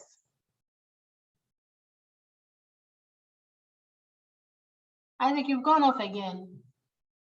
Richard said, and the fact that when there is no, the service provider Oh, okay, he stays at focus, so that's why his line is bad. Okay. Isaac, I can't hear what Hello? you're saying. I hear portions of it and then you go off. Okay, we've lost him again. Okay, no, I'm here. Okay. Okay, so I was talking about the inseparability. Yes. And the fact that you said the service provider and then the consumer must always meet before service can be produced and then consumed. I didn't say they must always meet. Oh, okay. What I said was it has to be produced and consumed at the same time. At the same time, okay. So it has to be produced and consumed at the same time. Yeah. We have instances where there are pre-recorded lectures and we take lecturing or teaching as a service. Yeah. That is why I talked about the characteristics of a service, I talked about the categories of the service mix. You see that? Yes, yes. Good. Right. So what you're talking about is one of the mixes. Okay. But this characteristics I'm talking about are where we are dealing with the pure service. Pure service. Pure. Okay. Great. Okay. Great. Thank you. You're welcome, Isaac. All right. So that is for inseparability, right? And then next we can talk about variability. Now, because of the human element in services and the fact that they are largely produced as a result of exchanges or interactions, there is no way that you will be able to get the same service all the time. Because with the human component, we know that human beings are not perfect. Unlike machines that can give you the same results at the same time, human beings vary in terms of their interactions and reactions in various circumstances. And because of that, services are highly variable. So we have to bear this in mind as marketers when we are designing services to make sure we put in place measures to increase the uniformity of the service experience or the service provision. And like I mentioned earlier, some firms will go as far as training their employees regarding a particular service script, and also going ahead to train their customers too regarding the service script, for them to understand what to expect and the role that they are also supposed to play in providing the service script. So you notice that, for instance, in banking, using an ATM machine, there's always a poster that is placed next to the ATM that shows you how to go about using the ATM. Sometimes you enter a banking hall and there's a service script that shows you where to go to, depending on the service that you are looking for and what help or assistance that you require, right? So that is for variability and how marketers can introduce some kind of uniformity into the experience. Now, finally, we can talk about perishability. And that is largely because of the fact that services cannot be stored because they have to be produced and consumed at the same time. So marketers have to put in place measures to ensure that they solve the problem of perishability, especially at periods where the demand for the service is low or is fluctuating. Because when demand is low, they cannot store the services that should have been consumed at that time to be consumed at a later date. However, the employees that should have offered that service at that period in time, despite the lack of demand, still have to be paid. So marketers have to plan, such that they design their service provision to make room for low demand periods or periods where demand fluctuates, to ensure that they can be able to maximize their profitability. And they can do this using either measures on the demand side or the supply side. Now, on the demand side, when demand falls or fluctuates in a particular period, to avoid losses in terms of profitability as a result of the perishability of services, firms can do differential pricing, where they offer certain products at certain price levels or offer certain services at certain prices at certain periods to ensure that they are able to maintain their profitability. So you will notice that a lot of the travel and tour agencies were doing this concept of timeshare during off-peak periods for various holiday destinations. Because how many of us are aware of that?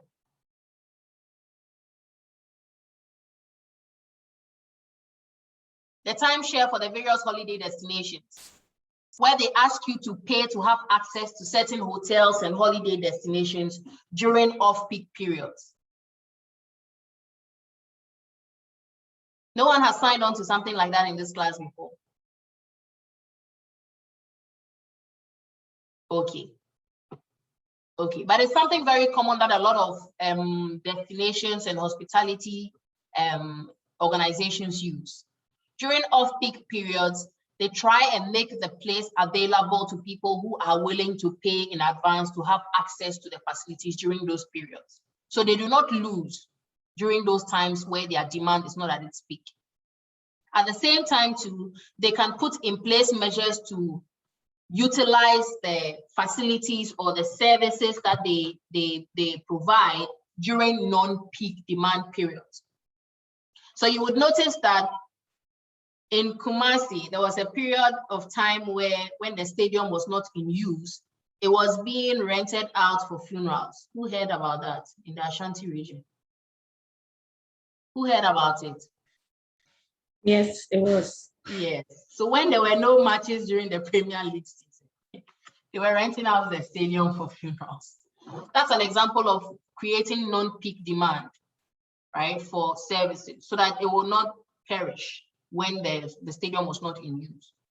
Or you could offer complementary services, which could again create demand during those periods where demand is fluctuating.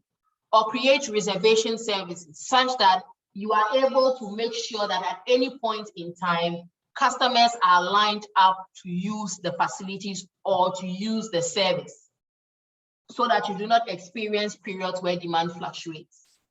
On the supply side, however, to avoid keeping a full range of employees on staff 24/7 who may not be working or be fully utilized during off-peak periods, you can have part-time employees who will be called in when demand goes up and who will be asked to stay back when demand fluctuates. You could also put in place peak time efficiency routines where you can utilize the peak times to be able to gain certain degrees of profitability. And then when there is less of traffic for the services at any point in time, you can be able to put in place other routines to ensure efficiency during those periods as well, which may include having part-time employees sit back.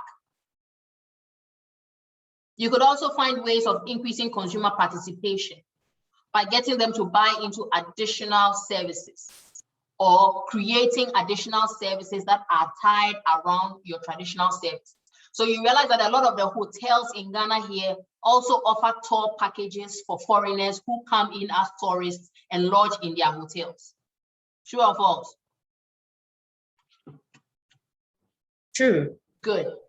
So that helps to increase consumer participation because by getting more consumers to be able to engage in activities, which could be offered as complimentary service, because a lot of the hotels do this as a complimentary service, you get increased consumer participation in the service that you offer, which would help you to solve the problem of perishability. You could also provide shared services, and a lot of the hotels do this, where, for instance, they make their facilities available to sister hotels during their off-peak periods. So you notice that if a particular hotel is filled to capacity, they have another institution that they share their services with and will offer to house their excess or overflow of guests in that particular hotel.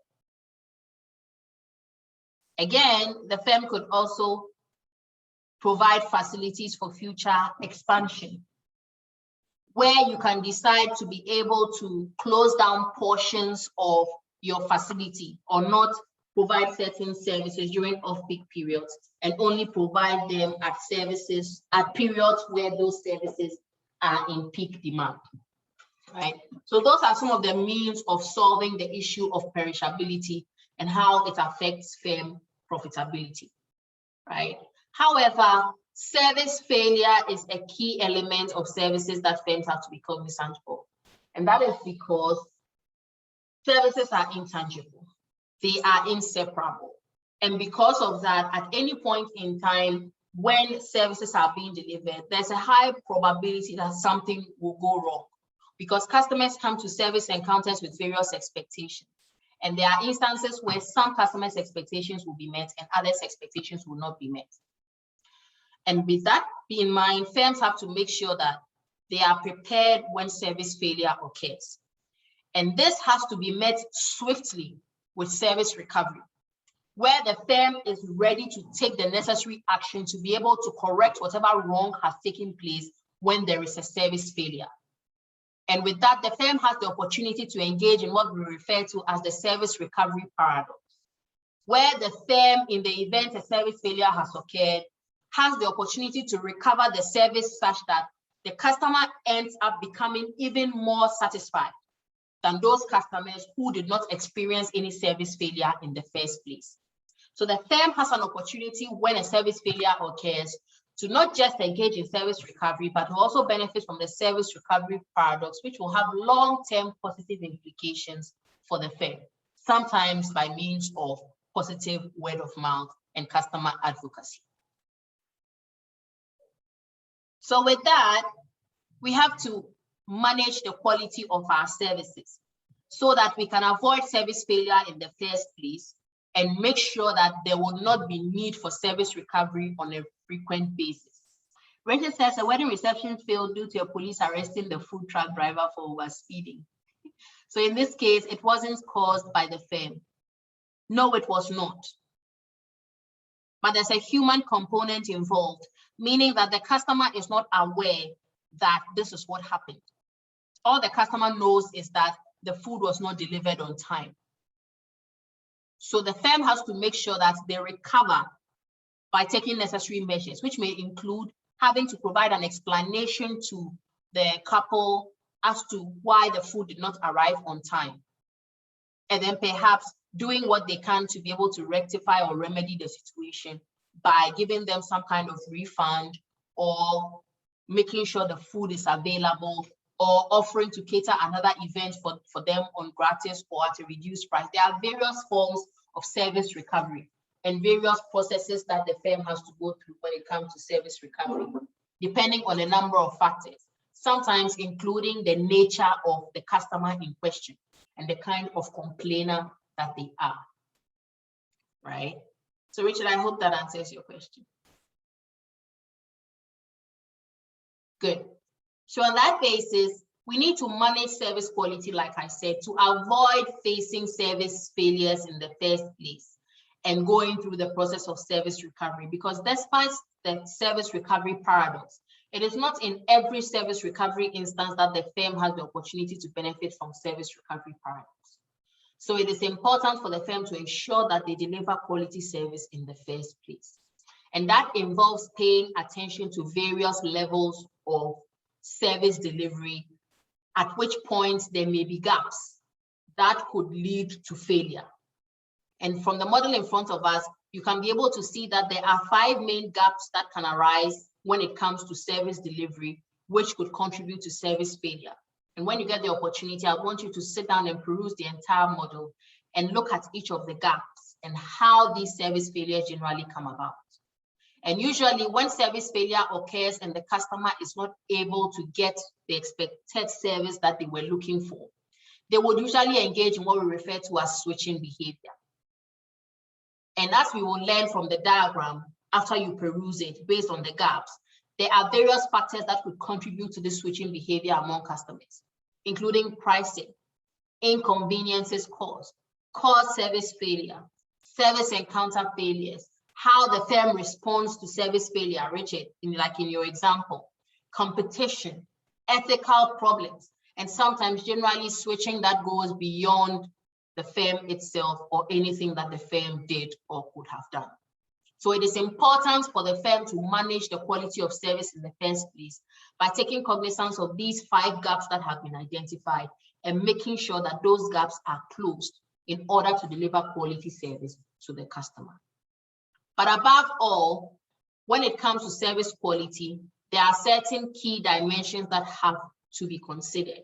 And based on the self-power model, which we know in theory from Parasuraman et al., we need to look at the aspects of the reliability of the service, the responsiveness of service personnel, the assurance of the service provider to the customer, the empathy of the service provider to the customer, and the tangible elements of the service delivery, which constitutes the 5 key attributes of the self-power model that the firm has to be cognizant of in managing their service quality. But above all, it is important for the firm to have a good relationship with their customers. And not just their customers, but also with all other stakeholders that are involved in creating and delivering whatever product or service it is to the customer, including suppliers, influencers, referral sources, internal markets, which include the employees, as well as other stakeholders like finance companies, shareholders, and investors, all of whom contribute to the firm's ability to deliver a quality service to the customer or to deliver a quality product to the customer. However, as part of relationship marketing, the firm must be careful to focus on customer relationship management strategies using particularly technology to enable them to keep tabs on the activities of their customers, including their patterns of consumption, their patterns of purchase, as well as their behaviors, and vital information concerning them, which the firm would usually have in the form of a CRM database that they would use to manage their interactions and engagements with these customers. And at a more intimate level, using the CRM database, the firm can engage in customer management that involves targeting specific customers and interacting with them, depending on the amount of value that the customer brings to the firm, to ensure that the firm can continue to be able to benefit from them into the long term. Because in marketing, we say that it costs 5 times more to attract a new customer than to retain an existing one. So in retaining existing customers, the firm has to aim at building trust between them and their customers, which would guarantee their commitment to the firm and the brands that the firm offers the customer to satisfy their various needs and wants. And according to Morgan and Hans 1994, in order to be able to build trust and commitment, the firm has to be able to take cognizance of various variables, including relationship termination costs, the relationship benefits for all actors in that relationship or exchange relationship, the shared values, the amount of communication, and the opportunistic behavior that is exhibited between the two parties. And these could lead to specific outcomes which could either benefit or inhibit the long-term objectives of the firm, including the customer's propensity to leave, as well as acquiescence, and the customer's cooperation, and the likelihood of functional conflict, as well as the likelihood of uncertainty in the minds of the customers, which could largely influence their decision to switch from their current service provider to another one. So overall, we are saying it is important for the firm not just to design a unique product or service, but also to go ahead and develop a unique relationship with their customers based on the specific benefits that they stand to gain, including all these benefits listed here, which capture everything from word of mouth to lifetime value, cross-selling and upselling opportunities, as well as getting ultimately a satisfied and loyal customer, which will guarantee the firm profitability into the long term. And with that, we've come to the end of our lecture for today. Does anyone have any questions they want to ask or anything they need clarification on before we call it a day?